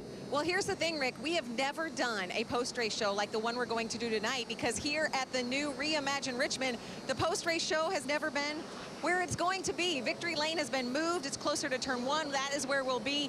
So it looked like we might be talking to Martin Truex Jr. Will that be the case? He's never won on a short track. Could this be his night? We just saw he has an obstacle to overcome. But when we have a winner, we're going to be talking to him. Dale Jarrett, Kyle Petty. I just left those two. They were watching this race. They're on the edge of their seat because our post-race show is coming up after just 200 laps. You'll have to be with us. Who will have the advantage? We'll have to find out. So we saw the issue with the 78. Reminds us a lot of the spring, doesn't it, Rick? The 78 was so dominant here in the spring. They have trouble with the jack on the left side. They can't get the tires on. Loses that track position. Has to start back in the field with a dominant car. I mean, he was outstanding. That led to this trouble right here. He runs into the back of the 48, which is normal short track, right? They all check up. Boom, there's an accident. Ends up overheating. Takes a dominant car. Finishes 14th. This is the playoffs, Rick. They can't afford 14th. They got to find a way to bounce back. Make the mistakes they are making. That's already the 6th tire violation for the 78 team in 2018, the most of any teams. The field approaching the Geico restart zone. It's Chase Elliott out front. Kevin Harvick giving chase. It's going to be interesting with Chase Elliott controlling the field. He's talked all night long about not having fire-off speed. He has the long-run speed, but his car doesn't take off for the first 20, 30 laps. We'll be able to hold this position. Will Kevin Harvick be able to jump to his outside here, taking the lead? Harvick's got a good run off turn 4 right now. They can clear Almirola if he can get to the bottom. Can't quite get there. Keselowski thinking about 3 wide. Yeah, he's there. Keselowski on the outside of the 4 car, going to take 2nd place here. He can get through 3 and 4. I think he does it. Looks like the 4 car is the one struggling on the takeoff speed. So the 4 car couldn't run with a 78 on that long run. It makes you wonder if they made an adjustment on their car to try to make it better on a long run, which may hurt on the short run. You see, can't run out by the wall. That's because Eric Almirola's on the outside of him. Eric tight getting into that corner. Eric tight on the side of that 4 car. That's what you got to do, though. Take that line away from that bottom groove. He takes the spot. Surprised to see the 4 car Harvick struggling on this restart. Up front, Brad Keselowski is closed in on the leader. Look at that 2-car to the outside. It's a power move, man. You're passing the leader on the outside. It's a strong car that Brad has. How about that, Brad? I won 3 in a row. I'm going to come up here and take the lead from you boys. God, they got it going on. They flipped the switch. Now they are a threat, and that is an awesome feeling to go up there and take the lead away from 4th position, and you're the man right now. Brad's been doing this for the last 3 weeks. Yes. The strongest car has some problems. Who shows up? Well, you talk about the lead. Well, how about this for stress? The 78 of Martin Truex Jr. back here in traffic trying to recover. Now it's patience versus aggression. He wants to get by these guys, but he also has to leave himself a little bit of room. Race with mittens on. He can't have an accident. He's decent in the points, but an accident would be huge, and it was crazy right from the start. Look at this. 3 wide, comes up the racetrack, a little contact. That is all it takes to knock a valve stem off, Marty, cut a tire, ruin your night. And Steve, you know, as a crew chief, you got to stay aggressive. Cole Pern reminded Martin before the restart, hey, we got to stay in the game here. We have the best car. And he also reminded Steve, we've already had a very good points night. They've already collected 20 points that will go to their column because they won both of the first 2 stages. He reminded him of that. Truex said, I'll do the best I can. But, Coach, you got to be a coach sometimes, right, Steve? I tell you what, Marty, that's a great point. You know, that's one thing that I don't think we talk about enough with these stages. Dale, when you and I raced, if you wrecked on the last lap, it didn't matter what you did all night. No points. You run in the back. Now with these stages, he's won 2 stages. That's 20 points guaranteed in his bucket. Not to mention those playoff points. Looks like to me Kevin Harvick's car has started to fire off. Starting to put a little bit of pressure on Eric Almirola. Eric was just starting to put pressure on Chase Elliott, but now, you're right, Jeff. 4-car starting to get stronger as these laps click off. As a teammate of Kevin Harvick's for a long time, it wouldn't surprise me if Kevin Harvick didn't take off at the start of this run. He has a lot of discipline. We see him do that at racetracks and eat tires up. Atlanta comes to mind. He'll give some spots up, then he comes back and gets you later. So don't count Kevin Harvick out, Marty. Well, Jeff, we've really seen this from the 4-car all evening long. Takes about 10 laps for it to come in. We are 10 laps into this run right now. But Kevin did say something interesting before coming down pit road last time. He said, Rodney, we still don't have the center right with the car turning. So Kevin still wanting to work on that. But yeah, they've been strong all evening long on that long run. They just couldn't catch that 78. We'll see if they can catch these guys in front of them now.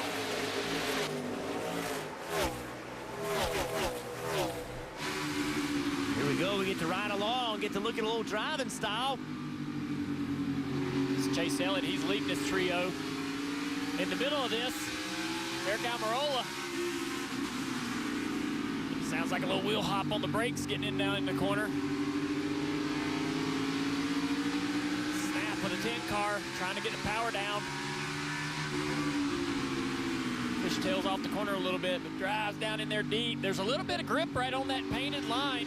If you can keep the left front tire on it, you see Eric Almirola not able to do that. He loses a lot of ground off that corner, but if you can be patient and back the corner up and get down into the bottom here where you see the 4-car, Kevin Harvick, keep that left front tire right on that yellow painted line. Makes a great lap time down there, but it takes some real patience to enter the corner easy enough to do that. Eric has just opened his entry up, so running the second lane now, kind of opening the groove up for Kevin Harvick, and Kevin can't just get his car to roll the middle and then leave with enough rear grip. So right here, you got to put a little extra wheel to it, and now you're laying throttle to it, and it's just impossible to get the rear tires to hook up. They're just spinning all the way off the corner, and you can't afford to spin tires. You just got to come off that throttle, keep from spinning them. If you don't, you will wear them out. And check out right behind these guys, Austin Dillon, running in 5th place. He's got to feel good about this run right now. It's impressive that his car has this speed. We just haven't seen this from Austin all season long. But man, here it is when it counts. He kind of gets through last weekend with little damage. All the guys around him having problems. He's 16 points to the good right here. He needs to run good. With that 48 car, with Jimmy Johnson having a strong night, a competitive night. Harvick in the back of Almirola right there. Got into the back of him in the middle of the corner. Eric's like, man, we're teammates.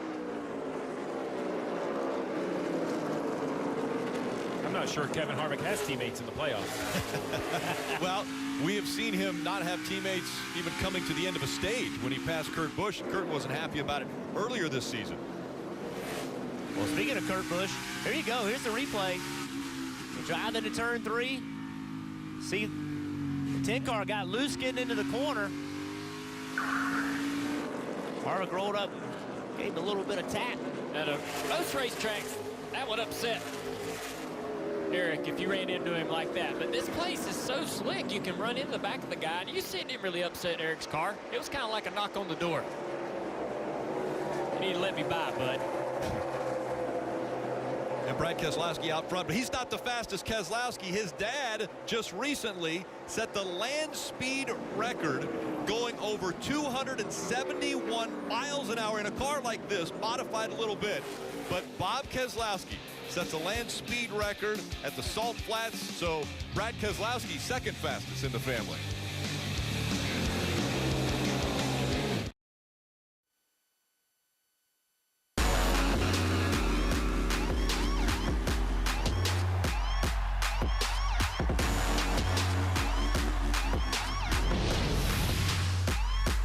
Watching Monster Energy Cup Series racing from Richmond Raceway. Brad Keselowski is out front, has an 0.8 of a second lead over Chase Elliott.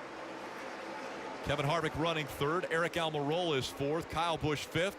Austin Dillon, Kyle Larson, Joey Logano, Ryan Newman, and Jimmy Johnson all in the top 10. Kelly. And Joey Logano on the 22 team had a very special visitor with him this weekend. It's 7-year-old Gavin Livingston. Gavin is living with autism, and he started speaking at age 3 after he became fixated on the number 22 while watching NASCAR races with his dad. Since then, he points out the number 22 everywhere he sees it. Now, it's been his gateway to reading and talking and enjoying life, and he certainly enjoyed his weekend on the red carpet, on the truck right there with Joey, even signing a couple autographs for little Gavin Livingston. What great work by Joey Logano and the Joey Logano Foundation. Joey Logano, he is a fierce competitor, but he does so much good in the community. Somebody's starting to show a little bit of life. Clint Boyer, we've seen him struggling down in 20th, 21st, 22nd, but after this last pit stop, some changes they've been made, obviously helped his car. He's actually passing Suarez right now for 14th. That's not great, but that's a lot better than he was earlier in the race. Dave. And Jeff, he's still calling the car crazy tight center to start this run. He's hoping that'll improve over the course of these laps.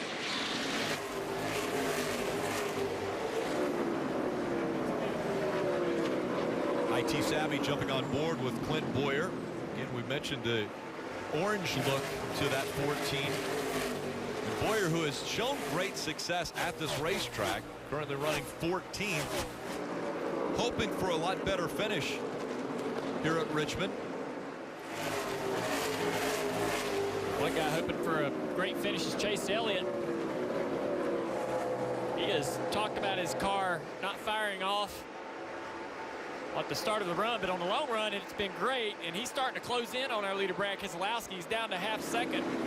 Both of these guys are running up the racetrack, but the 9 car turns in the middle of the corner and runs straight up off the bottom, gets such a great run and carries that speed. See that low run off the bottom? And he drives up and gains on the 2 car down the straightaway. Look at that line, how low he is down the front straightaway. How much closer he is by the time they get to the corner. Let's listen to some of the 2 radio. I'm managing to exit. Very free on exits, but managing it best I can. Stay ahead of your track bar. Manage to exit your track bar as aggressively as you can. Brad's having some problems with the drive-off, Jeff, and that's where the 9 cars are strongest. We're going to battle for the lead a few more laps. They said stay ahead of your track bar, meaning, you know, start moving that track bar a little bit sooner, and maybe more than you would think you need to, just trying to stay ahead to keep from hurting those rear tires. But I love this line of Chase Elliott, and he just runs and he turns left, and there is grip down there at that yellow line. Right against that yellow line, there's grip. He's taking advantage of not turning the car, getting into the corner. He just opens that thing up and turns left and gets the left sides on that yellow line. One great thing about that straight run off is it's great for the tires. It don't really burn the tires off of the car when you're trying to drive straight off the corner. When you're trying to turn off the corner and put the throttle down like the two cars doing, that's a bit harder on that right rear tire. So not only is this a fast line and a competitive line, but it's a good line for the longevity of the car and the tire life. And look how low he was down the straightaway. He left. He never even thought about going out by Keselowski. He was on the very bottom of the racetrack on the front straightaway to make that pass, Dave. That is such a huge pass, seeing him up in front. Again, of course, the pit crew got him off first on the last pit stop. But the transition they made with this race car, Alan Gustafson said, clearly, I am perplexed with what's going on this weekend. In fact, qualifying 19th, he said, I thought that was a pickup. But remember what they've done since then, came through the field. Now they found some short speed in the car, and the long run speed very obviously there after they made huge adjustments to the 9 before qualifying. Welcome to Richmond, Rick. Hey, practice in a night race. I'm telling you, this place will make you beat your head against your notebook. It just sometimes doesn't make any sense. Well, it's not a surprise with the 9. He finished second here in the spring, so we knew that he had that kind of speed and ability at this racetrack. But right now, out in front, looking for career win number 2. This is great, man, but I just don't feel like they've helped the car on the short run. This is lap 45 into this run. He's going to need a little bit more front-end speed, so I'd hope they make some more adjustments for that car to give him that speed. Marty. Hey guys, time for our Toyota driver update, and guess who's coming through the field? Kyle Busch up into the top 5. Now there have been some terse moments on the radio. Again, starting 39th, they made their way up to the top 10. Had some struggles there for a couple of runs. Adam Stevens has worked on it. Car was, quote, sideways loose on the last run for Kyle Busch, but some very strong lap times here. In fact, he's been the fastest car for several of the most recent laps. But Junior, he's also running a little bit different line than Chase Elliott, but they keep telling him, go low off of 4. He's using that line you were using in the race last night, and it's working for the 18 car. And you drive straight off the corner, straight as you can possibly make it. Keep the wheels straight and just apply the power. Don't have to worry about jumping up to outside, getting against the fence. Usually where that line usually is where you're going to have the hardest time getting lateral grip. So drive straight and low off of turn 4. These guys know that. They know how to save those rear tires.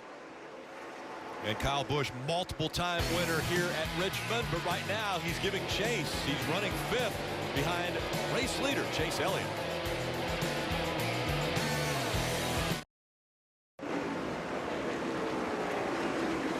What a day tomorrow on NBC. It all starts with PGA Tour Championship final round coverage. Tiger Woods right now in contention to win the FedEx Cup. And what an event that would be. And then at 7 o'clock, football night in America, 8:20 kickoff. And of course, I'm sure you're cheering for the Lions, right, Steve? Well, listen, Matt Patricia, big fan of Matt Patricia, but not as big as I am a Patriots fan. It's going to be the big rematch. The old defensive coordinator, now the head coach of the Lions, against his team, the Patriots. Listen, all I can tell you, Rick, is I hope my wife doesn't have any big plans for Sunday, because you look at that leaderboard right there. It looks to me like I'm going to have a long day of television. Tiger Woods, 3 strokes up. What a day. Look at those names, too. Tiger Woods, Justin Rose, McIlroy, right there in the hunt. Just 3 strokes back from Tiger Woods. Can Tiger Woods win and go on to win the FedEx Cup? Well, right now it's mathematically possible. More than mathematically.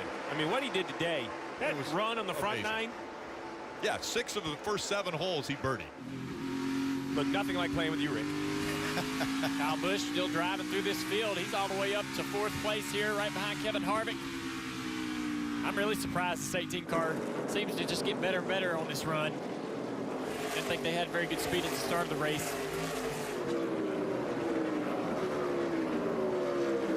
At one point, Harvick was catching Brad Keselowski, but that's come to an end, and now Harvick's trying to hold off Kyle Busch. Kyle Busch, a handful of times he has gone to victory lane here at Richmond. And everyone around him, as far as wins at this racetrack, is in the Hall of Fame. Marty. Hey guys, Kevin Harvick in 3rd spot right now, kind of hanging on, to be honest with you. He's come on a couple of times on the radio, told Rodney Childers we've killed the center. They really haven't solved that all night long on the 4 car. He also said, I have no drive from center off, but Kyle Busch behind him getting much better. Said the car is still free, but clearly they're getting strong on that 18 as they go on, Rick. Well, Steve, we have to think about the pit strategy now because they can't make it all the way to the end. They have to come at least one time. But would you, as a crew chief, maybe break it up and come 2 times? Well, we saw a bunch of drivers choosing to pit in the first and the second stage. They didn't need fuel, but they took tires. So I do think there will be some drivers that come to pit road in the next 10 or 15 laps, knowing they're going to come an extra time. They're going to pit twice, but we've seen those new tires. Joey Logano did it. Denny Hamlin did it. Cars with fresher tires, it's 1 second a lap. It's only a 24-second lap, so in 25 or 30 laps, you basically unlap yourself. So I think you're going to see a differencing of strategies here in the next 10 or 15 laps. Race leader Chase Elliott, he's got to stay conventional, stay out on the racetrack, or could he set the pace by coming potentially in the next 10 laps? Man, I think if I am Alan Gustafson, I'm going to leave my car on the racetrack and only pit once, Jeff. I think it'd be too big of a gamble for the good run they're having. I don't think they can lose the race that way. I just think they're better off to stay conventional 1 pit stop. Yeah, I agree with you. I think that they're kind of going to have to play that strategy. We see right here, we saw Kyle Busch ran Kevin Harvick down. Then once he got to him, he just has not been able to do anything with him. And now Kevin, through traffic, is starting to get away from him. And that's really frustrating in a junior. But the worst thing you can do if you're Kyle Busch is start driving harder. That's only going to make your car go slower. It's only going to hurt your tires. That's why short track racing is so hard. You don't have enough grip to drive the car harder, but you, as a race car driver, know that the harder you drive, the faster that car might go. That's what's so difficult about racing on a track that eats the tires up. Yeah, we don't know how hard Harvick was pressing. Maybe he had a little bit in the bank. But it's impossible not to drive harder when you run a guy down. Man, when you get within a couple car lengths of that guy, you drive harder because you're trying to think about how you're going to pass him. And then he drives away. And he's seeing Kevin Harvick's moved up the racetrack. He knows Kevin Harvick wants to run the middle of the racetrack, and he wants to run the bottom. So he hasn't changed his line. So for right now, Kyle Busch, he wants to be on that bottom of the racetrack as we're starting to see some race cars hit pit road. Dave. Denny Hamlin is in. You saw him on the side of the picture there, and Ryan Blaney is in. For Hamlin, he said, "You have got to tighten me up. I just need this car to be not so loose." Most recently for the 12 of Ryan Blaney, just been losing time on exit of the corner.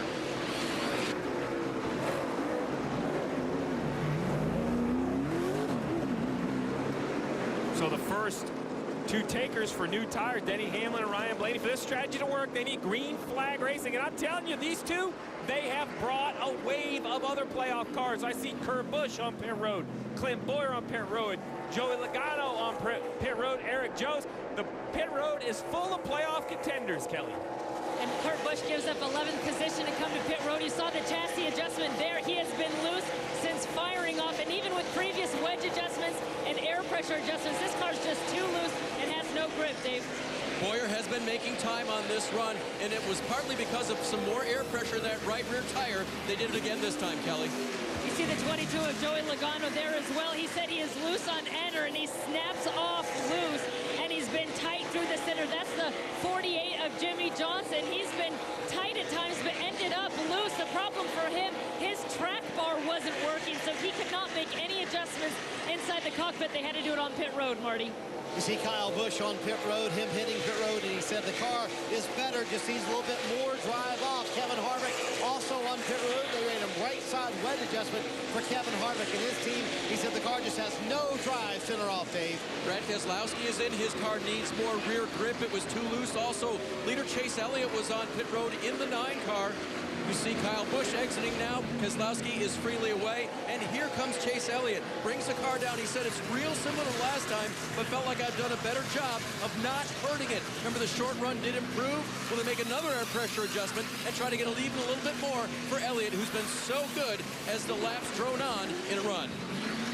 Can't make mistakes on pit road. The 22, an uncontrolled tire. So Joey Logano will have to serve a penalty. And here's a race right here. The 9 leaves pit road. You're going to see Brad Keselowski come into the picture. That will be a pass for position. Brad came to pit road a lap earlier. Obviously did a better job either on pit road speed or a pit stop. Kyle Busch has come. So Chase Elliott fought so hard for that track position. And coming 1 or 2 laps later, he has lost the position to a couple front runners. Marty. Hey, Steve, with just sheer on-track speed, Martin Truex Jr. restarted 19th, struggled to make it back to the top 10, finally comes to pit road here on lap 270. He said actually chassis-wise, the car was better. The turn stayed with the car longer into this run. Cole Byrne with a slight air pressure adjustment, still trying to make up for that penalty earlier. A lot better stop for the 78 team that time.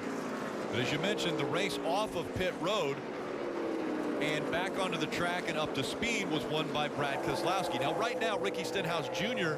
was scored as the race leader, but he's on pit road, so that will give the lead to Brad Keselowski. Well, Rick, you mentioned 22 of Joe Logano and that uncontrolled tire. Let's take a look.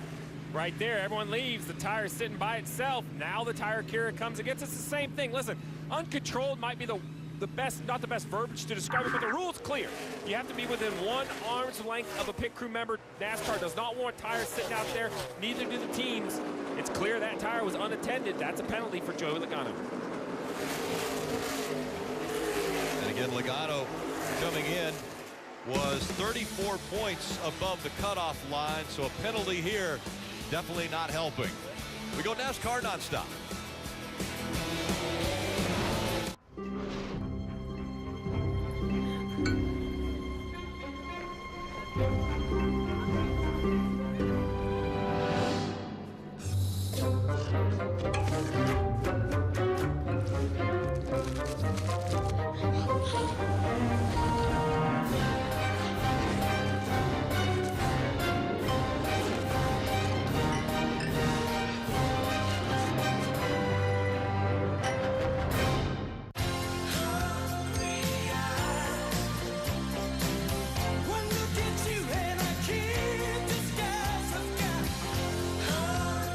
Applebee's new 3-course meal starting at $11.99.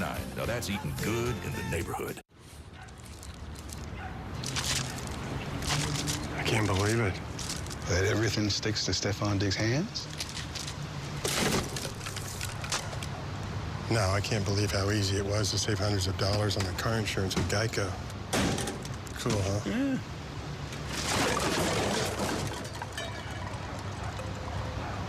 He plays football, huh? Yeah. Believe it, Geico could save you 15% or more on car insurance. Some things should never change, like the crisp, cold refreshment of Busch. But something should, like Mike's aim. Mike, toss me a Busch. Wow. Good effort. So this is it?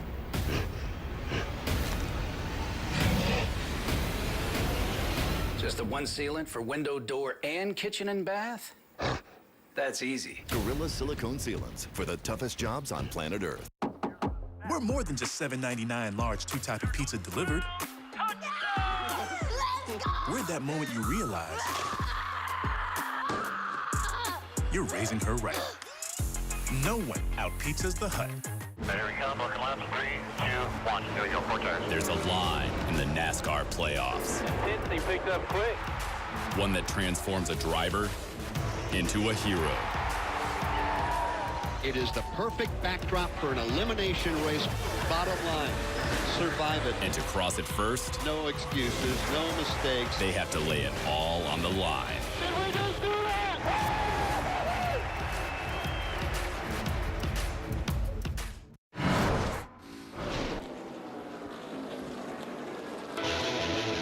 NASCAR on NBCSN is brought to you by Craftsman. We build pride. FanDuel. This season, there's more ways to win at FanDuel. Credit One Bank, the credit card perfect for everyday purchases.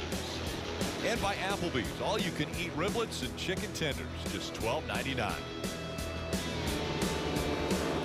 And make sure to join us weekdays at 5 o'clock on NASCAR America, breaking down, obviously, each race of the playoffs and looking forward to what's going to be happening the next weekend, which of course will be a huge topic this week on NASCAR America. Will people be ready for the Roval? Yeah, I'm on Thursday's show. We'll probably have discussed all of Richmond, but I'll be looking ahead. The Xfinity cars will be on that Charlotte Road course. We'll be looking at what Cup drivers need a good run at Charlotte. Remember, a cut race coming up this week in Charlotte. One guy who was in good shape earlier in the race, but is starting to struggle, is Alex Bowman. Dropped all the way back to 14th place, and he's only 4 points by taking that position from Suarez above the cut line. They were in good shape earlier tonight, running inside the top 10. But he struggled over the last several hundred laps. with that car trying to get speed out of it while his teammates, Chase Elliott and Jimmy Johnson, are excelling and moving forward. I tell you, Junior, it really was just that last run for the 88. They kind of seemed to lose it. He told Greg Ives, listen, we're worse on both ends of the racetrack. I don't know, we just can't seem to get it connected like we had earlier in the night. But Steve, you know this racetrack constantly changes here at Richmond. It's one you got to stay on top of and always be adjusting. We've seen teams dominate here and not make it to victory lane. Yeah, Marty, I mean, this is a racetrack that you basically have to figure out what setup you want for the final 50 laps and work backwards and make sure your car's adjustable enough to get there, because practice is very difficult. It's an odd time of day. These long runs, you can't go run 50, 60, 70 laps in practice. There's just so many things that change how your car's driving. Battle for the lead right here. Brad Keselowski, Kyle Busch is closed in. Kevin Harvick's 2.8 seconds back, but this is the battle right here. I am so surprised by Kyle Busch's race car. It's just steady, steady, steady, driving toward the front of the field. And his strength is the bottom of the racetrack. You see Keselowski runs to the top. Kyle just rolls the middle of the corner on the very bottom. Has good grip on corner exit. A strong race car right now for Kyle Busch. That's incredible down into turn one, how far he could roll into the corner. Look at that. All the way in the center of the corner and still turns. Still gets off the bottom. Taking that position looked easy. Marty. Impressive what Kyle Busch and his team has been able to do. And let's go back to last week. Remember the problems they had in Las Vegas? Struggled all day long, spun out at one point, didn't have contact with the splitter, and yet they come back to finish 7th. Tonight, Kyle very frustrated on the first couple of runs, told Adam Stevens why they weren't going to win the race tonight, and Adam kind of fired back at him, said, hey, let us adjust on it, let us get it better. Clearly, they've done that. They've made the 18 better literally every stop tonight, and here's the result. From 39th to the lead for Kyle Busch. So, Marty, if I'm the driver, I just keep yelling at the crew chief. I mean, it's working, right? Just keep getting him that information. Use that fire, use that energy. Tell him, man, you fix this thing, I can get it to the front. And I mean, Kyle Busch is, remember, he started 39th. He's driven this thing to the lead. Dave. Chase Elliott back to 5th now after being the leader when the round of green flag stops started. Here's a report from the driver. Yeah, copy that. Do what you can with it. Don't abuse it. Yeah, I'm not letting it come through. The main thing that they've been discussing not abusing is that right rear. Dale Jr., can you tell me how you would abuse the right rear maybe on the short run right after a pit stop? Basically just trying to apply too much throttle on corner exit. Driving the car off the corner, spinning the tires, sliding that right rear tire off the corner. The line that Chase has, he says he can't fire off because he's on the ground. The splitter's on the ground. That would be a great reason why the car won't go at the start of the run. The air pressures will build up, get that splitter up off the ground, and then the car comes to life. So they can probably try to make some adjustments on the back of that car to get that splitter up off the ground for the start of the run. Marty. Right side of the screen, you see Martin Truex Jr. Remember, they dominated the early part of this race. Won the first 2 stages. They led 163 laps. Then they had the uncontrolled tire at the end of stage 2, and they restarted 19th, and they just haven't made the progress I really thought that they might make. And Jeff, I'm kind of curious. You know, we've talked all night long about how Truex has this terrific car on the short runs. I wonder if that's hurting them here because they just can't seem to make their way through traffic very quickly with a 78 car. No, they haven't done it very quickly, but still, they got that penalty. They had to go to the back, and you know, they've ground their way up now to a top. They're running 10th right now, so I think they're in pretty good shape here. A long way to go, 107 laps left to go, so I still think they're in good shape. Guys, we've talked about this 9 car, and you mentioned how it wouldn't take off on the restarts, but under green flag, they put those 4 Goodyear tires on, and when he said it was on the splitter a little, Junior, he is 3/4 of a second off for 4 or 5 laps. He has lost 6 seconds to the 18 of Kyle Busch. I don't care how good this car is in the long run. I just don't think he can make it back. They're going to have to make some changes if there's another round of green flag pit stops. You're right. In the first 30 or 40 laps, he's going to lose 6 seconds, and now he's gaining that time back only a 10th at a time. Yeah, I mean, he's giving it away in buckets, and he's winning it back in teaspoons. And that's not going to work. No, that's not. It's worse on green flag stops because under caution, you come out, you warm your tires up, you get them ready to go. They build a little bit of air pressure. Under green, you don't have that opportunity. So you roll right off pit road, you drive it in the corner, and you're on the splitter. And it's still going to be on the splitter under a caution situation, but much worse when you go under green. So the question is, you know, it's easy to say, well, let's make some adjustments. But to have a good car, what if they don't help the short run and hurt the long run? Look, he's only 11 points to the good, Junior. A win would be wonderful, but they know with this car, they should end up in the top 5, top 6, right? Can you gamble? Can you make a big adjustment? I'm not sure you're guaranteed to fix the short run speed. Yeah, with 100 laps to go, I mean, it won't be long. We won't have to worry about a long run. We're not going to have one. It's going to come down to who can go and make it happen with 20, 30, 40 laps. Hey, guys, looking at those numbers on the left, only 11 points above the line is 9th. So 4 spots above the line, 11 points. Down to 27 points below is the 11 of Denny Hamlin. Looking forward to one race to go in this round, and everybody from 9th on down has to be nervous because you have the road course at Charlotte coming up, and there's not a cushion there. Well, look at Alec Amarola in the 6th position, plus 24 guys, currently running 5th. I don't think he can do a better job, Burton. And I think Blaney's got to be really nervous. He just got lapped. 101 to go in Richmond. Something tells me things are going to get interested here in just a few laps.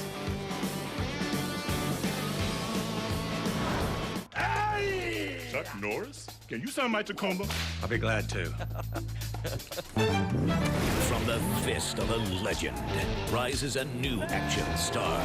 A hero who's there to save the day and the night. So fearless, so rugged, he's tough as Chuck. You replaced me with a truck? Toyota, let's go places. Dave's dream car. Of course, he prefers the pearl white to the cherry red. But you can't fit 3 kids and a dog who's prone to car sickness in a sports car. Yeah, Dave's had to compromise a lot lately. But not when it comes to cutting the cord. Fubo gives him all the sports he needs, as well as all the shows his family loves. Don't compromise. Get all your favorite sports and TV shows. Go to FuboTV.com today. Fall in love with IHOP's fall combos with a big old breakfast plate and a side of Cinestack or pumpkin spice pancakes made with real pumpkin. Fall pancakes are back at IHOP starting at $4.99. Howdy, folks. For under $20, you can fill up with KFC's 10-piece chicken feast and even have some leftover in case a guest drops by. A motorcycle at the table? I do not approve! It's 10-piece, and it's a feast. Hey, Dad, what are you doing? Kevin here says Mobile One annual protection is proven to protect for 20,000 miles. It'll save you a lot of time. And what do I always say about time? Well, you say there's not enough time in the day, and then you sigh loudly, and then you say your shin's hurt. Hey, with all this extra time... Sorry, buddy. Kevin and I have a tea time at 11. 20,000 miles between oil changes guaranteed. Mobile One annual protection. Available at these locations. It only happens once a year, and it only happens here. The world will be watching as dreams are made, hopes are crushed, and championships earned. It's Ford Championship Weekend at Homestead Miami Speedway, November 16th to the 18th. 3 days of fun for the whole family with live music, tailgating, go-kart racing, and so much more. Plus, it's the only place to witness the crowning of 3 NASCAR champions. Call 866-409-RACE or go to HomesteadMiamiSpeedway.com for tickets. Gorgeous night for racing. Monster Energy Cup Series racing from Richmond taking place. The Federated Auto Parts 400 racing under the lights. Let's look at tonight's Ram trucks proven to last. Well, I want to know how many cautions are coming into the spring race. There were 4 cautions in the final stage. We really not had any cautions for action tonight. How many are coming? And if we don't see those cautions, pit strategy. About 25, 30 laps. You expect everybody on pit road, but what lap you pit could make the difference. 1 or 2 extra laps, big difference on speed. When they come to pit road, they need to minimize the mistakes. Can't have those uncontrolled tires or speeding penalties. It's all going to come down to who can get their driver off pit road first. Well, you talk about mistakes. We have seen a plethora of pit road mistakes by playoff contenders. It started with a 20 of Eric Jones. You see the wedge wrench falls out, lands on the deck lid. The gas man, he's pointing to it. He's not allowed to touch it. If he touches it, it's a penalty as well. It leaves there. Then How about Brad Keselowski? No penalty. Good save here by the tire carrier. He sees it. Oh, look at that. Good catch. Slows the pit stop down, but better than a penalty. Opposite here on the 78. Tire changer leaves it. He knows right away. Oh, no. That can't just sit there. That's an uncontrolled tire for Martin Truex Jr. 22, much the same as the 78. Oh, my. Didn't know what to do. And it's all timing. Yeah, I pick on that guy, but the carrier is supposed to be there. They're supposed to marry up together to grab that tire. If either the front or the back, the timing gets off, that's what happens. Marty. Hey guys, Kyle Busch out front. You know, he has 5 Richmond wins, but he's never won here in the fall. They would love to change that tonight. And Adam Stevens told me before the race, on balance, I feel like our car is better than it was in the spring. I would say so. Out front once again, Kyle Busch looking to sweep the year here at Richmond, Dave. Brad Keselowski runs second, and it may be partly because of the adjustment they made on the race car, reduced the air pressure in the rear tires. Brad was told, hey, we talked about that. That's what we did. If you're experiencing any discomfort because of that, Marty. Harvick sitting in third, Dave. He said, you know what, Richmond's been one of the hot and cold tracks for us since we've been at Stewart-Haas, and really one of the tougher race tracks for us. But right now, a very solid night for Kevin Harvick, and looking at the big picture, plus 58 above that cut line right now, Dave. And Chase Elliott has worked his way as they run back above the cut line. Remember, they had a good week going last week at Vegas. They were running 6 when someone else had a problem, and they got involved. Fast car here tonight. Things looking good for the 9 in the playoffs, Kelly. After a string of disappointing finishes for the 10 team of Eric Almirola, last week's 6th place finish was a bit of a victory. Now in the spring, they had a car that was really good on the long run, but Johnny Klossmeyer told me they were getting killed on restarts, so they wanted to work on short run speed. They may have gone a little bit too far. He takes off really, really well, but loses speed a bit too early on in these runs, Rick. And we drop back to the 42 of Kyle Larson running in the 6th spot. We haven't talked much about Kyle tonight. He's just had a solid night, not really been battling for the lead, but been about right in this position, 5th, 6th, 7th all night. See Austin Dillon get by him. We've talked about Austin several times having a good night.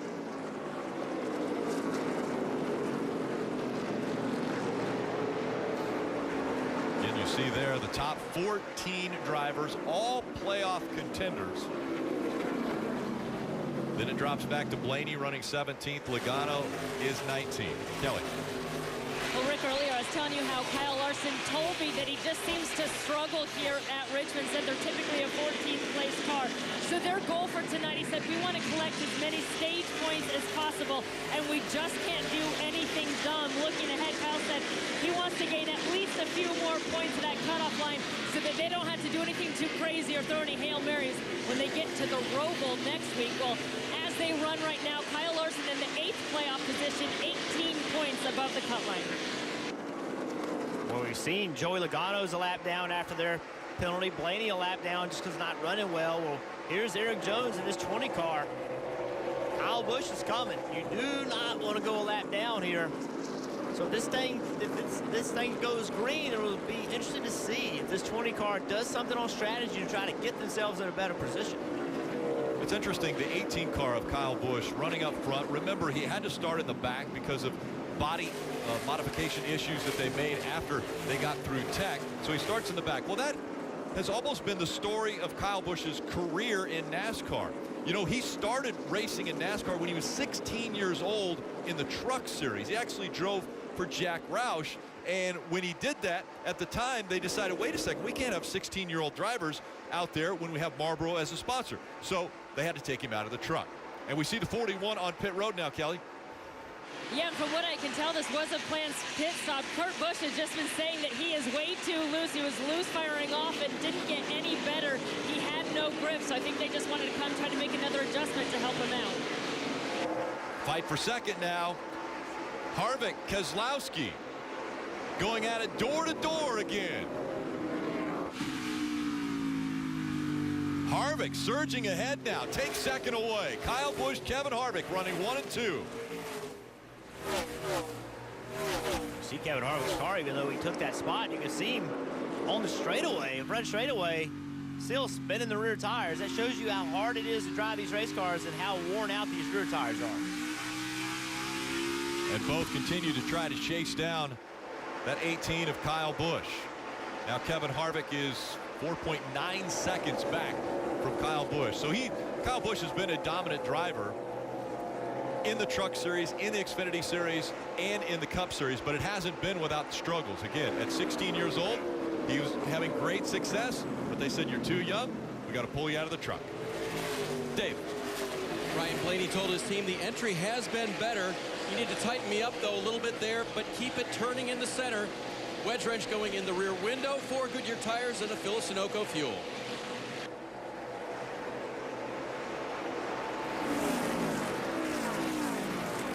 Now we've seen the 41 and the 12, 2 playoff cars come to pit road with 79 to go. I expect all of the cars to come in the next 15 laps, 10 laps or so. It's really who you're racing, who you can afford to pit, as Kyle Busch's pace is unbelievable. I mean, he's lapping Denny Hamlin in the 13th position.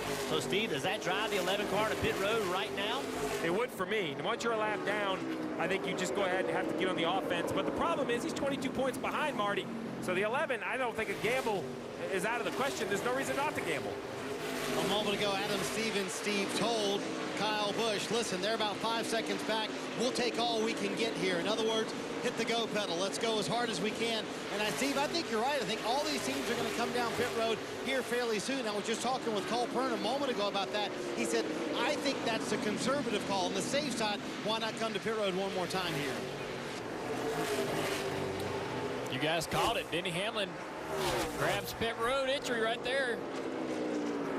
And that's going to force everyone around him, Dave, to come to pit road this time as well. Off the lead lap under green, it was certainly time to pit for Denny Hamlin. Told his crew, I don't have any grip. The car will not turn in the center of the corner, and it's loose in and loose off. Remember when I first came to Richmond, crew chiefs would tell me, get used to it. Loose in, tight center, loose off. It's a condition that you deal with all the time here, and it's gotten worse for Denny Hamlin late in this race. And there's the caution. It has come out. Jeffrey Earnhardt in the 96. Spins. He's got a flat tire. And now trying to not go further down. And we're going to have to let the scoring kind of settle out to see where Hamlin, Newman was on pit road, Kurt Busch. It's going to take a second here for time and scoring to cycle out to see who is on what lap. I assume Denny Hamlin's going to lose at least 1, maybe 2 laps, because he was 1 down on the racetrack. So I would assume he's 2 down now at least. Kurt Busch might be the same. Yeah, there we go. Hamlin drops down the screen. Blaney also. Let's take a look at the replay here, see what happened to Jeffrey. Here's his car on the inside. Matt Kenseth's on his inside. Matt just missed the center of the corner and got in the left rear quarter panel of the 96.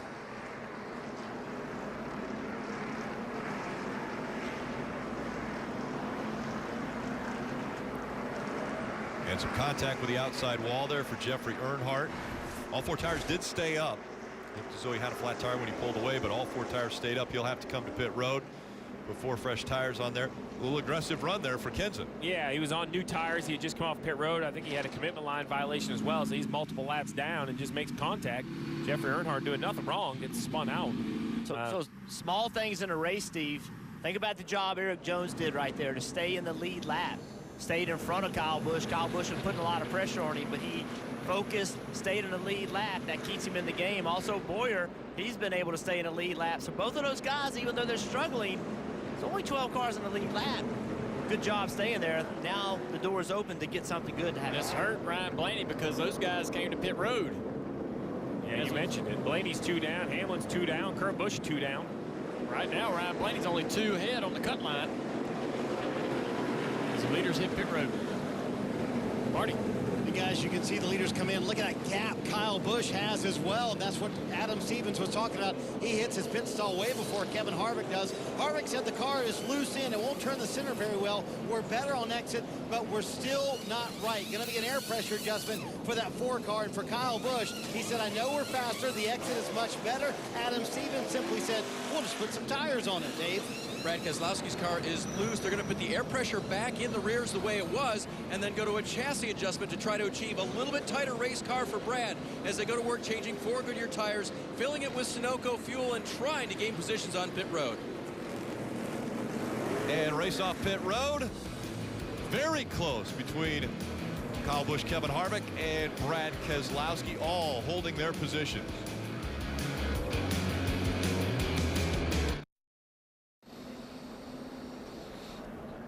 Next Sunday on NBC, it's an elimination race. The Monster Energy Cup Series playoffs. It'll be the road course, the Roval at Charlotte. That race coverage beginning at 2 p.m. Eastern.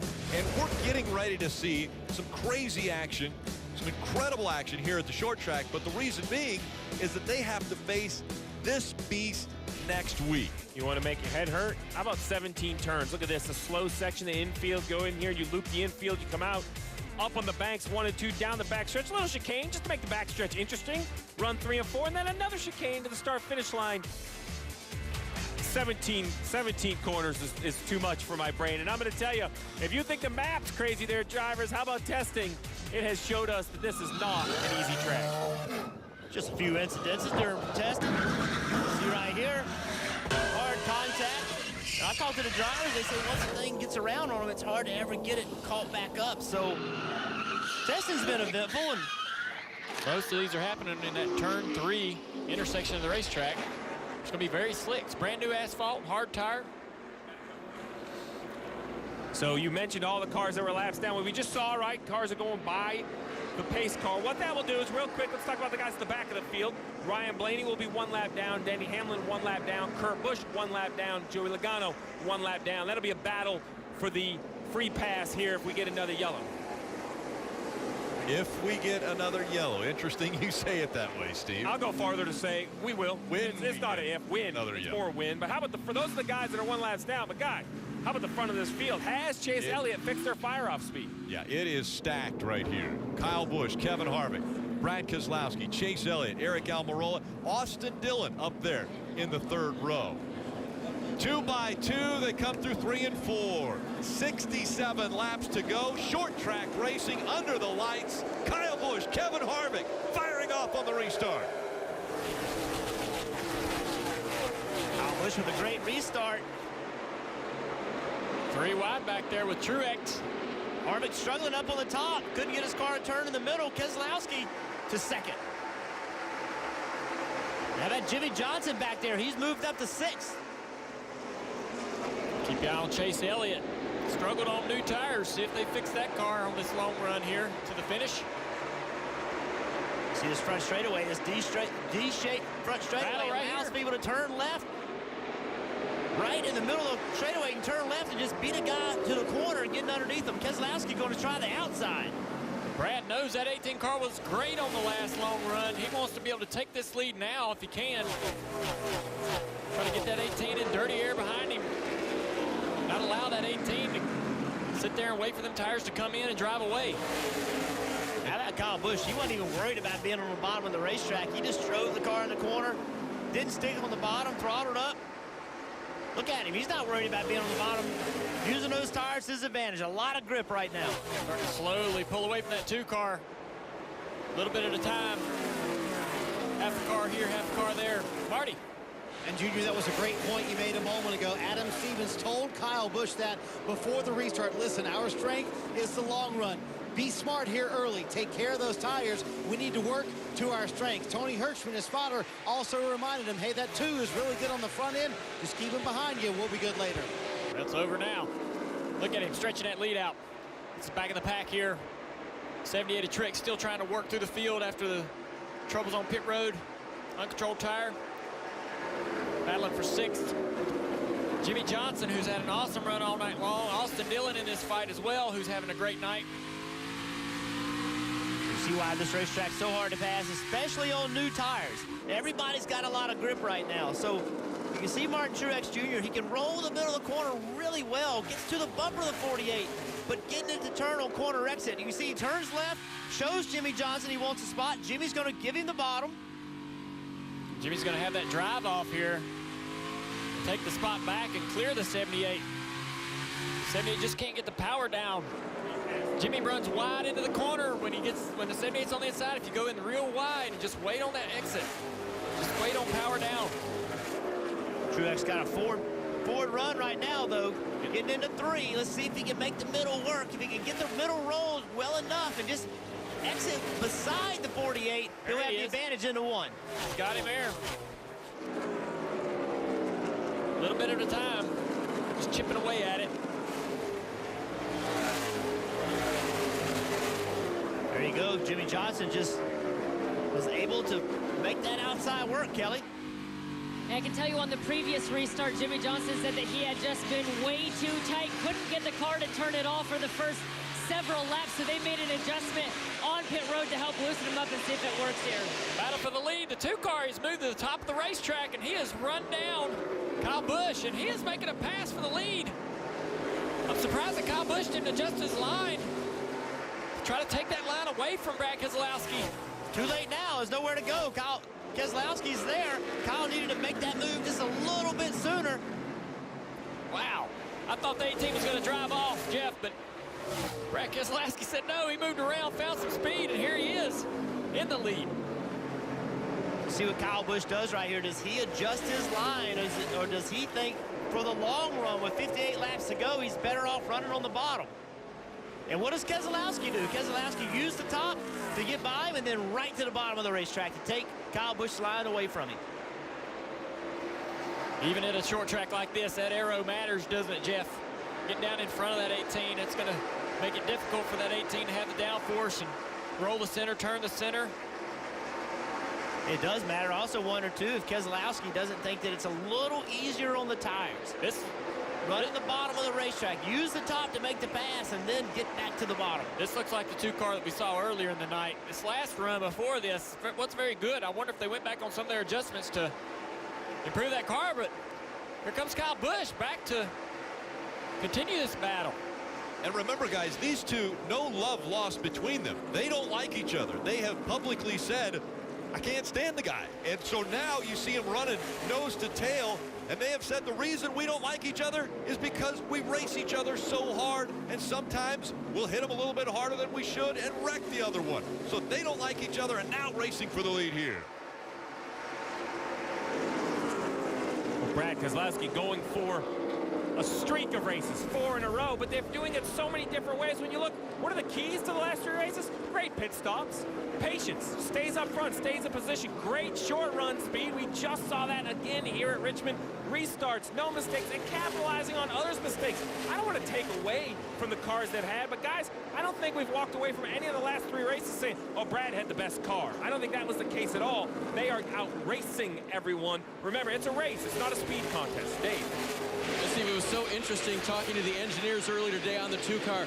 I said, you know, on the big tracks, it seems like you guys are still maybe off on speed. So does Richmond bring it all together? He said, no, the fast cars will still be fast. Well, I don't know. Seems like they're making some progress because they seem to be one of the fast cars tonight. And Junior, to your question, yes, they did go back on some adjustments. The air pressure in the rears, put that back where it was and went to a chassis adjustment instead to achieve better handling for Brad. It seems like it's working, but Brad ain't getting away. The 18's still there. Kyle Busch still keeping the pressure on. Brad looks in the mirror every time he gets up on the straightaway and sees that 18 car still there. That's got to concern him. Yeah, I think it does have to concern him because we know the long run speed of that 18 car. Remember, he was over 5 seconds ahead of second place when this caution came out. Marty. A moment ago, we watched Martin Truex Jr. battling for the 8th position. Now he's trying to take 5th from Chase Elliott. The 78 car has certainly come to life. And, you know, he made an interesting point to me a couple of weeks ago, and I made sure it was correct. He said, we have 0 finishes this year from 5th to 10th. He said, that worries me because we've either dominated or we've wrecked. At some point, consistency is going to have to come into play. So, Steve, on a night when they had a penalty, struggled coming up through the field, this is the consistency Martin Truex Jr. was looking for. Well, the consistency is we see a good battle for the lead. The 18 finally got underneath the 2, but couldn't complete it. It's that points cushion we're talking about, right? He's plus 84. What makes the Charlotte Road Course less painful?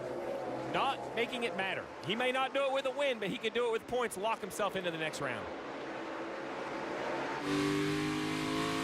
That 18 car is starting to come back to life. Been able to enter and get to the center so good. And drive up under the 2 car, but it's going to be hard to make this pass on the inside. Brad's pretty comfortable on that outside line, getting a good drive off. Being able to put the power down, but look how good the 18 is into the middle. So far down in the center of the corner, almost clearing the 2 car. Let's see if he can do that again. If he can roll the middle like that in 3 and 4, he might can clear the 2 car. so much harder, though, because his angle of attack into turn 3 is so much shorter.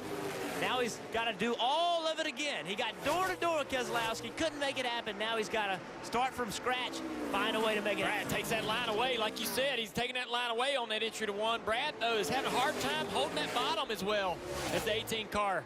18 back to the inside here, down in turn 3. Oh, he's almost into the quarter panel. Almost hit him. Guys, is there any chance Brad is just running as close to the 18 as he dares to save tire, or is this just all that the 2-car has? This is too much pressure. You don't want him this close, especially Kyle Busch. He wants to have at least a 10-car length or a 15-car length cushion and be able to manage that. He's not able, you know, this isn't something he's trying to manage. Doesn't want to feel this kind of heat.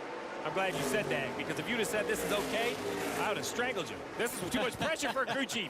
Give me 10 car lengths or 15 or something. But how about right behind him, Brad? You know, Kevin Harvick, he's just lurking, right? He's right there waiting for these guys to make contact, make a mistake. Yeah, he likes to see them continue to run side by side and allow him to close in. The battle continues up front. You're not going to miss a thing as we go NASCAR nonstop.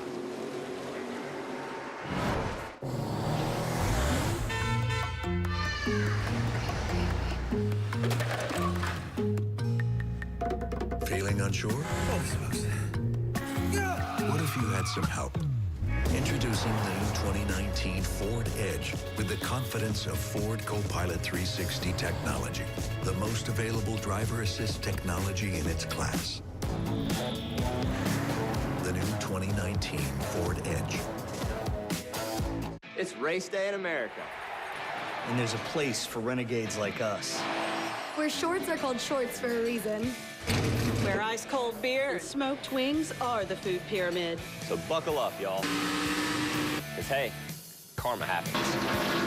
Let's cheer on the veterans. At a place that was damn near built for it. Hooters. Get $5 off any $25 order of Hooters favorites with code 5OFF25 at HootersToGo.com. Race day? I'm making chili. Nah, hot dog. Chili? No. Hot dog. How about a sub? With chili.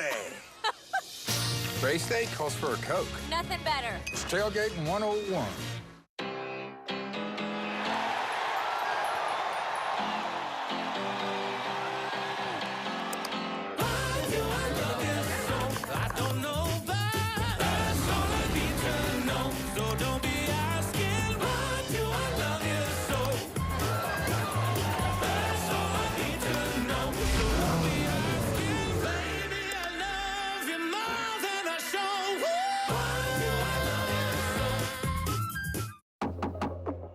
We're more than just $7.99 large 2-topping pizza delivered. Hey, B, is this it? Watch me. We're an end zone dance at your doorstep. No one out-pizzas the Hut. One race that everybody's really worried about is the Roval. I'm not sure many cars have come home straight from their test sessions over there yet. NASCAR fans love chaos, so there'll be a lot of that. It's time for something new. It could be like another Talladega or a Martinsville or something crazier than that. There's the oval section, there's the road course section. If somebody has one mistake through there, it's going to be a complete disaster.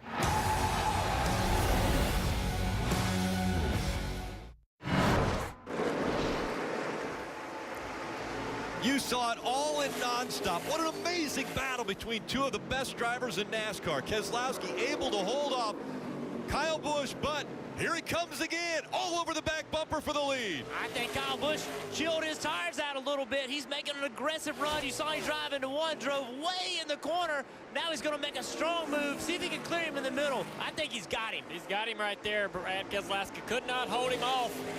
He gets back to the bumper of the 18, but gets a little pressure down the back straightaway. Man, I think Kyle Busch is going to drive away. That was so impressive. I thought Kyle Busch under the commercial break had burned up the tires on the 18 car trying to pass the 2 on the inside. You saw him get loose into turn 3 so many times. I started that movie before. I thought, it looks like to me that Kyle Busch realized he was hurting his tires and just backed up. Just said, you know what? I got to chill out here for a little bit. And then he made a run. He drove into turn 1, a car length and a half deeper than he'd been driving in, immediately made up that ground, and now he's driving away from Keselowski. Junior, you mentioned the battle. You felt like you had seen this movie once before. Well, right here, good old Kyle. Well, man, why are you fighting me so hard? And I'm fighting you so hard because Brad Keselowski's trying to win 4 in a row. This is the playoffs. Rick, you said it. These two don't like each other. They don't like each other. And you know what? I love the fact that they don't like each other. Well, they've shown it before on the racetrack. That time, very clean racing. Not a bumper was touched there between the two, and it was incredible racing for probably 15 laps between those two. Now, Kyle Busch has surged ahead. He has a pretty good gap over Brad Keselowski, but the fight for second is heating up because here comes Kevin Harvick. Yeah, I think Keselowski's car is fading pretty quickly, and Harvick needs to waste no time to get by him. If he wants a chance to be able to run down that 18 car or even have a chance at it, he needs to get by this 2 car because the 2 car is fading. 2 car is holding up the 4 car, costing him time and allowing Kyle Busch to drive away. 33 laps to go. Well, Harvick was trying to use that 66 car at Timmy Hill as a block. Just couldn't get in position to do it. Look behind him. Eric Almirola rolling up on this battle. And then behind Eric Almirola, Martin Truex Jr. has rebounded. He's running in the top 5. Eric with a really strong run.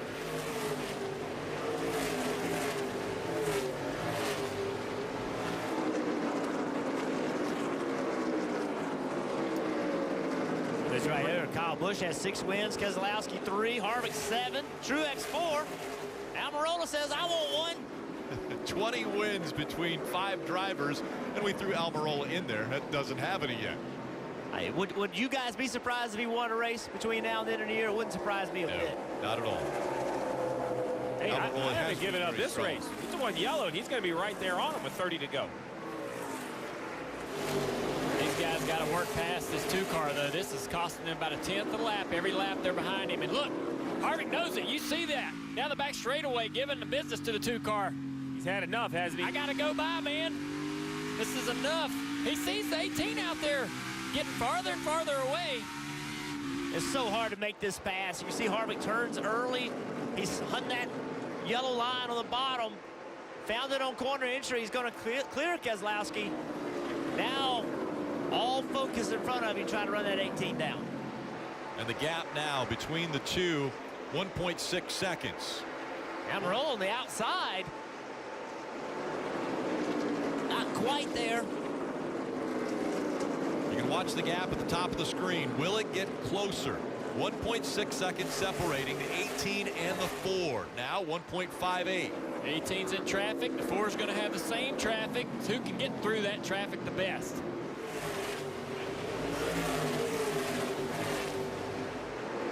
Mentioned at the top of the show, traffic would definitely be a factor in who could win tonight's race. Last couple laps, the 4 car's been half a tenth quicker. Let's see what the 18 runs here once he gets clear of these 2 guys and runs a clean lap without any traffic. See what kind of speed he has in his car. 26 laps to go.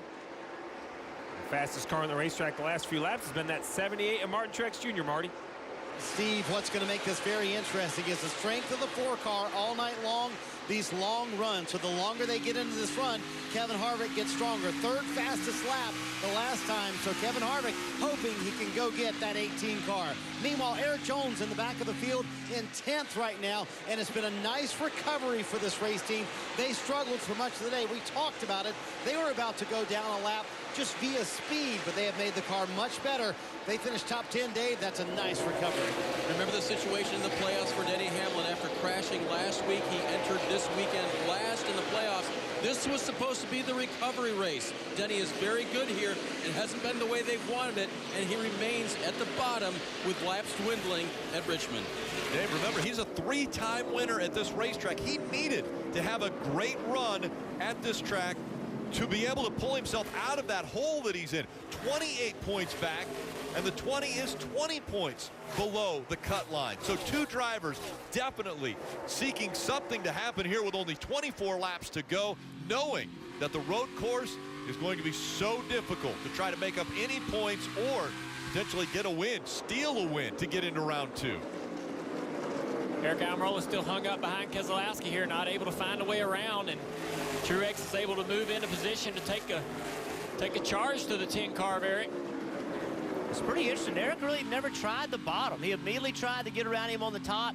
That wasn't working. He kept trying to make it happen, and you see Truex going to get 2 of them here in one corner.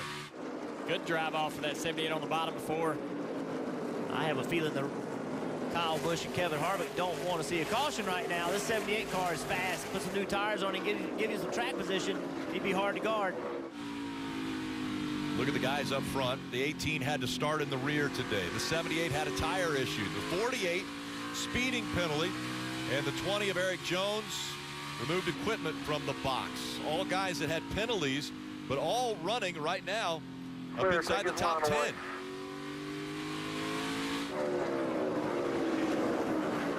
Truex 3.5 seconds behind Kyle Busch. At 2 seconds behind Harvick. Back behind these guys, Chase Elliott starting the night out. He was -9 points. Currently right now with where he's running, he's +9, and he's closing in on that battle in front of him to maybe get a few more points. The 2 car struggling up there. He sees that. With 20 laps to go, he wants to at least try to get by Brad. Man, it's been a blue-collar night for this 9 car, hasn't it, Junior? Not good on new tires, but just continues to put the work in on these long runs. I know, and he does not want to see a yellow. I know he's running 6th, and a yellow might give him a shot at trying to win the race, but it also could ruin his night. As bad as this car's been on new tires, he does not want a yellow flag to come out and have to put on new tires and race these guys. Sitting where he is in points, he can gain a few more positions, maybe pass this 2 car, maybe get up there and battle Almirola. See Paul Menard on the bottom of the racetrack there, 3 wide. He's got newer tires he had to put on the green.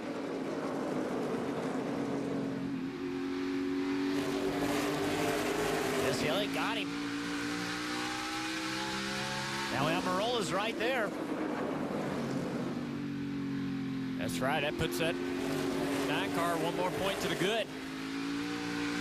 Hey, I bet you drivers can put together what happened to Brad Keselowski trying to protect that front spot. He says that burned the rear tires off. Man. But he's the 1 car in the field that can afford to do it, right? I was going to say, that's a risk he could take. Yeah. You're right. I'm just surprised, though, running that hard burned the tires off. I thought his car was good enough to do it. Right behind him, the 3 car, Austin Dillon, having another guy having a blue-collar night. And who would have thought that he would be in the top 10?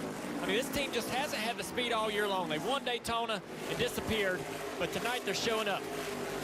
And I think a lot of people counted Austin Dillon in this 3 team as sort of an underdog for the playoffs. Remember, he joked about going out and wrecking the big 3 to give himself and some other guys a chance at it. But after an 11th place finish at Vegas, and now they are on par for a solid top 10 finish tonight, suddenly this 3 car has really come alive.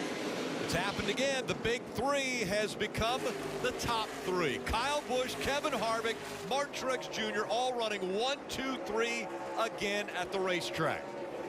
Harvick's been able to keep that lead at 1.4. 1 second, 4/10. He's just not able to close it. 14 laps to go. He's faster by 2/10, down to 1.2.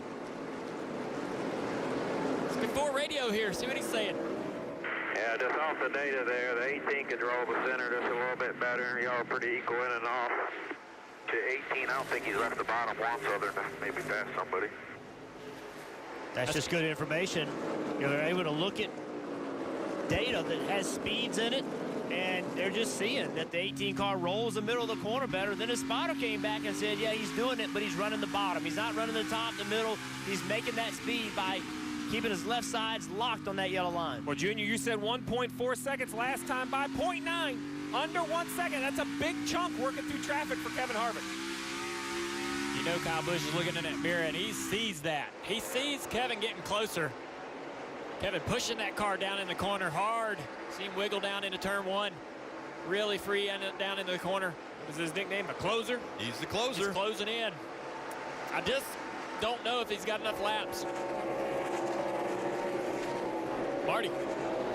Well, he's been pretty quick. Speaking of Kevin Harvick catching the 18 car, they've kind of traded back who is the fastest car. Kevin Harvick a little bit faster that lap, but not much. But remember what happened at New Hampshire. Very similar situation. Harvick catching Kyle Busch. He moved him out of the way, and oddly enough, Harvick driving that same exact car tonight. He had at New Hampshire, but he took to victory lane there. Would he move the 18 if he got to him? I'd say he sure would. For a win, absolutely. And right now, everything's heating up around the racetrack. Look at the 48 and 42 here. Jimmy Johnson and Kyle Larson had run Keselowski down, and Jimmy Johnson letting everybody know he's here to fight. Now Harvick running a little bit higher line, but he'll have to get by Kenseth if he wants another shot at the race lead. Kenseth dropping to the bottom of the racetrack, allowing the 4 to get by. Lead at 1 second. Harvick has been able to close in over the last couple laps. And Junior, when I look out front of that 18, I see a clump of 3 cars. And in my mind, that's really the last obstacle for the 18 of Kyle Busch. He needs to catch these cars at all the right time. Kevin Harvick with the most wins in 2018, 7. Kyle Busch, well, he's second. He has 6 wins, looking to go to 7. Now just 7 laps to go. These guys have been the 2 best all season long. Here they are again, round 2 of the playoffs, going at it. No one should be surprised. Harvick just a tenth quicker that last lap, coming to the flag. Just half a tenth. It's under 1 second, the gap between 1 and 2. He's faster. He's just, he's just running out of laps. He's going to have to hope this lap traffic, like you said, Steve, is going to hold up that 18. He goes inside of Matt DiBenedetto. I can't even say it. So excited. He had trouble. He didn't get up underneath him. I mean, that's going to cost that 18 a little time. You see him dive down into turn 1 to try to clear Matt. It's just a lot of ground for Harvick to make up right here. That right there cost him over a tenth. That would frustrate Kyle Busch, but now he knows. Still under 6 laps to go. Coming up on the final 5 laps. The gap, 0.7 of a second. And more traffic in front of the 18. Harvick running a little higher line, keeping the momentum up. Well, look who it is. It's Kevin Harvick's teammate, Kurt Busch, the 41. He's not going to cut the 18 any slack. Why would he? He's his brother. Well, I don't care. He's racing for his own playoff. There's no family on the racetrack. Exactly, and he's got to try to stay in the lead lap right here because you never know when that caution's going to come out. So, I'm sorry, the 41 is not in that situation. He's had some trouble. It's getting closer, a half a second now. He's 1 lap down. I'm surprised that Harvick's been able to make as much ground as he has over the last couple of corners. No, can't get the power down right there. It cost him just a little bit. Kurt moved completely out of the way. See, he moved completely out of the way for Kyle. It was 3/10 of it, or 3 laps to go. Just under a 5/10 of a second. Keep that launch off at 2. Still by 7. Coming 2 to go. And Kurt moved completely out of the way for Harvick as well. Did the same thing for both of them. Now the final 2 laps. Kyle Busch trying to hang on after starting 39th today. Methodically working his way up through the field. The dominant car to start the race, the 78. Martin Truex Jr. swept stage 1 and stage 2. But once the 18 of Kyle Busch was able to clear Brad Keselowski, he has not allowed anyone to get close to him. Final lap from Richmond Raceway. Kyle Busch looking for his 50th career win in the Monster Energy Cup Series. And more importantly, the ticket to the 2nd round. Kyle Busch is going to sweep the Richmond races. Hell yeah. Richmond sweep, boys. That's the way you do it right there. Appreciate it. Great car. Good work.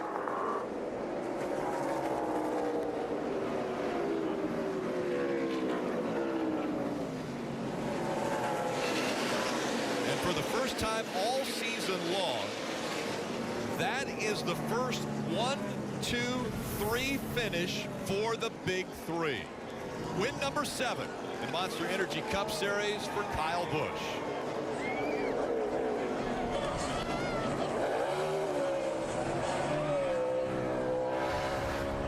This moment presented by Sunoco, fueling victories all season long. All 7 of them.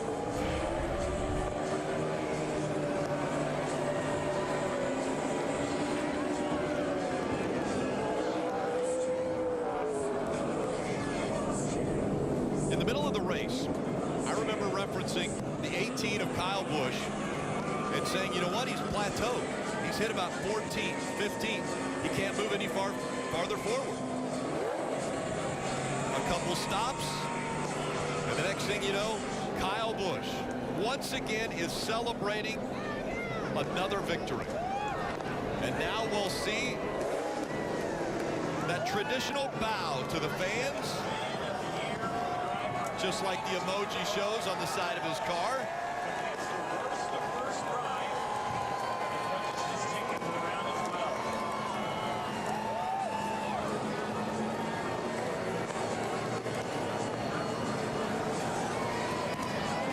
Climbs out of the car on his way to get that Sunoco flag. Hamming it up with the fans. This is career win number 50. As Kyle is working the fence right now, giving some love back to these fans. Unbelievable win number 50 in the Cup car. Kyle Busch giving some love to the fans. Man, that battle there at the end, congratulations. Yeah, that was too close for my comfort. I thought we were a little bit better than that on the long run. I know Harvick, that's kind of his specialty, but we had a really, really good race car tonight. The M&M's Camry was awesome. Guys did a great job coming back from a dismal qualifying effort and preparing a really, really good race car for us here tonight. And being able to start dead last, come up through the field and win this thing.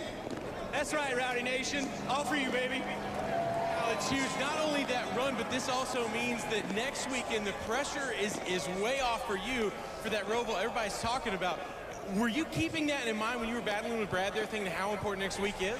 Actually, no. I never thought of it once. I just wanted to go out there and win this thing. Win this thing for M&M's, win this thing for my team, Toyota. Everybody at Joe Gibbs Racing, Toyota, obviously, it's a whole team effort, and I put us a little bit behind yesterday in qualifying, and the guys did a great job rallying and being able to put it together and getting us a really fast race car for tonight. So appreciate you guys, everybody at Richmond, thanks for coming out. Awesome racetrack, love coming here. Hey, I finally won a fall race in Richmond, what do you know? There we go, buddy. We'll see you in victory lane. Kyle Busch, your winner. 6 wins now puts Kyle Busch on the same playing field as David Pearson. Rusty Wallace, Darrell Waltrip, all 6-time winners at Richmond. He knows how to play to the crowd because he was able to show them his talent once again. The battle with Brad Keselowski, a clean one tonight, and it ends up the 18 of Kyle Busch locking himself into the second round of the playoffs with a win here at Richmond. And post-race coverage is with you until 11:30 tonight, so make sure to stay with us. The fireworks in the air. We saw the fireworks on the racetrack.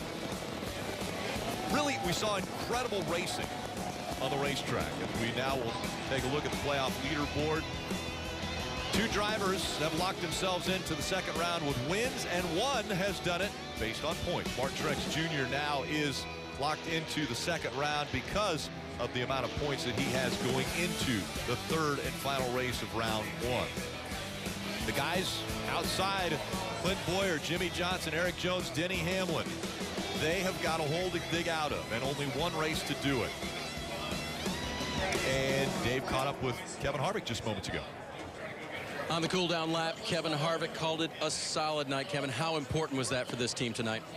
Well, I mean, any other round in the playoffs, I would say it didn't matter. We just needed to try to win. But I'm terrified of next week, to tell you the truth, just because there's just so many unknowns. And just got to thank everybody from our Jimmy John's, Bush, Ford, Mobile One, Hunt Brothers team for everything that they do.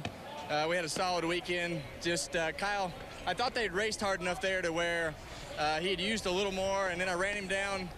I thought he used a little more when he was racing with Keselowski there, and he drove off a little bit, and then I started driving him back down at the end. But just a good night. Wanted to win, but, you know, I think this has probably been one of our worst racetracks, and we're able to have a good night. Finishing second, certainly good.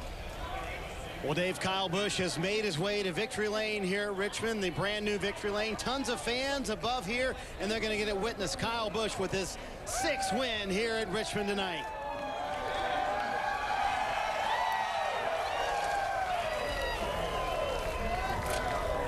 And the shower from the crew. Win number 50, by the way, ties him with Hall of Famer Junior Johnson. An important one for Kyle Busch. I gotta tell you, 2 Richmond wins this year. You start 32nd and 39th in those wins. That's impressive. Yeah, I'm not going to qualify here anymore. You might as well not, right? Yeah, it's a waste of time for us. I don't know why. I just cannot qualify here, but we've got a really good race car when it comes down time to have a race, and especially the later it gets. Harvick was getting me a little bit there at the end, but I think I was running my stuff pretty hard with Brad a little bit earlier than that, so maybe Harvick had a little bit more than I had there later in the game. But overall, this M&M's Toyota Camry was awesome tonight. Can't thank Adam Stevens and all my guys enough.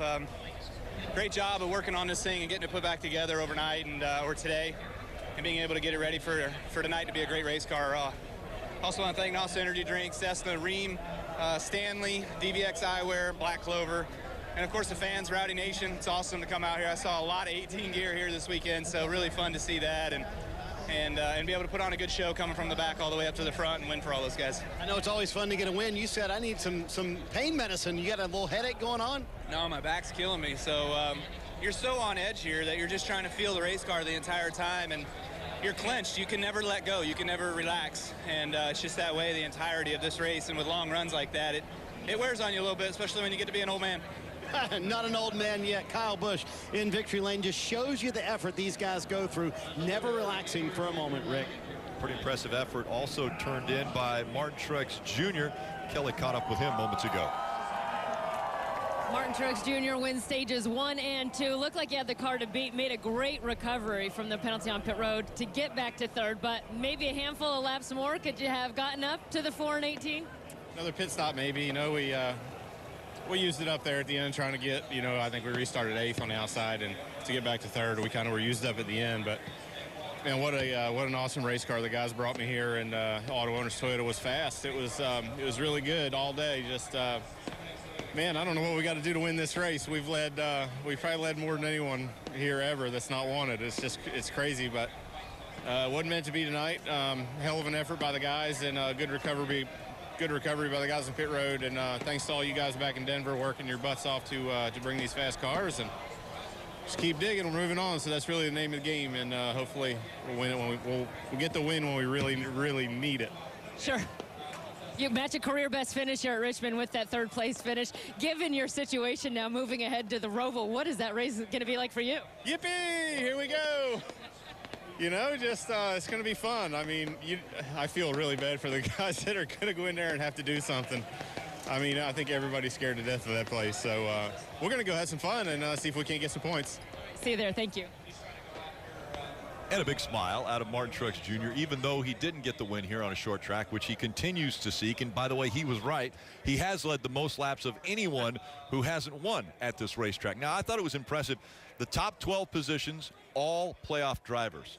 4th through 6th, you had Chase Elliott, Eric Almirola, and Austin Dillon. Good performances out of them tonight. Well, good performances, and they were needed, because I've never been to a race where before the race, we talked to Martin Truex Jr., and he mentions the Roval. Kevin Harvick in his post-race interview, he's already talking about next week's race. This race we're going to see next week is such an unknown. It is more terrifying to these drivers than Talladega. They don't know what's going to happen. That's why you see such excitement out of Martin Truex Jr. Not winning, mission accomplished. He's locked himself in. You mentioned those drivers, Chase Elliott, Austin Dillon. They all kind of did what they had to do. Denny Hamlin dug a hole in Las Vegas. So didn't Eric Jones. And they didn't allow those drivers to climb out of that hole at all. They're going to leave here with a big task in front of them, heading to a complete unknown. I didn't think drivers were terrified. Let's bring in our drivers. Do you think drivers are a little bit nervous about what's coming up next week? Clearly. Every driver's nervous. They all say to us they are scared about next week, so many unknowns. And, you know, the thing that I take from tonight is the big three, once again, they flex their muscles and show Keselowski, he was in position to win the race again. But the guys that couldn't step it up. You know, I thought Denny Hamlin would come to Richmond, a place where he's really good, just couldn't find a way to step it up. I thought I'd see more from him. Now he's got a big hole to dig out of next week. Yeah, it was good to see guys have good nights like Austin Dillon, a few other guys up there running up front that need those points. But nobody's going to sleep this week. I mean, this is going to be a rough a week for half of the guys in this playoff as what the championship 4 will have going into Homestead. So going in that Roval, if Kevin Harvick says that he's scared, if he's worried, the rest of these guys are really going to be nervous. So it's going to be a tough week for them. Hope they're ready.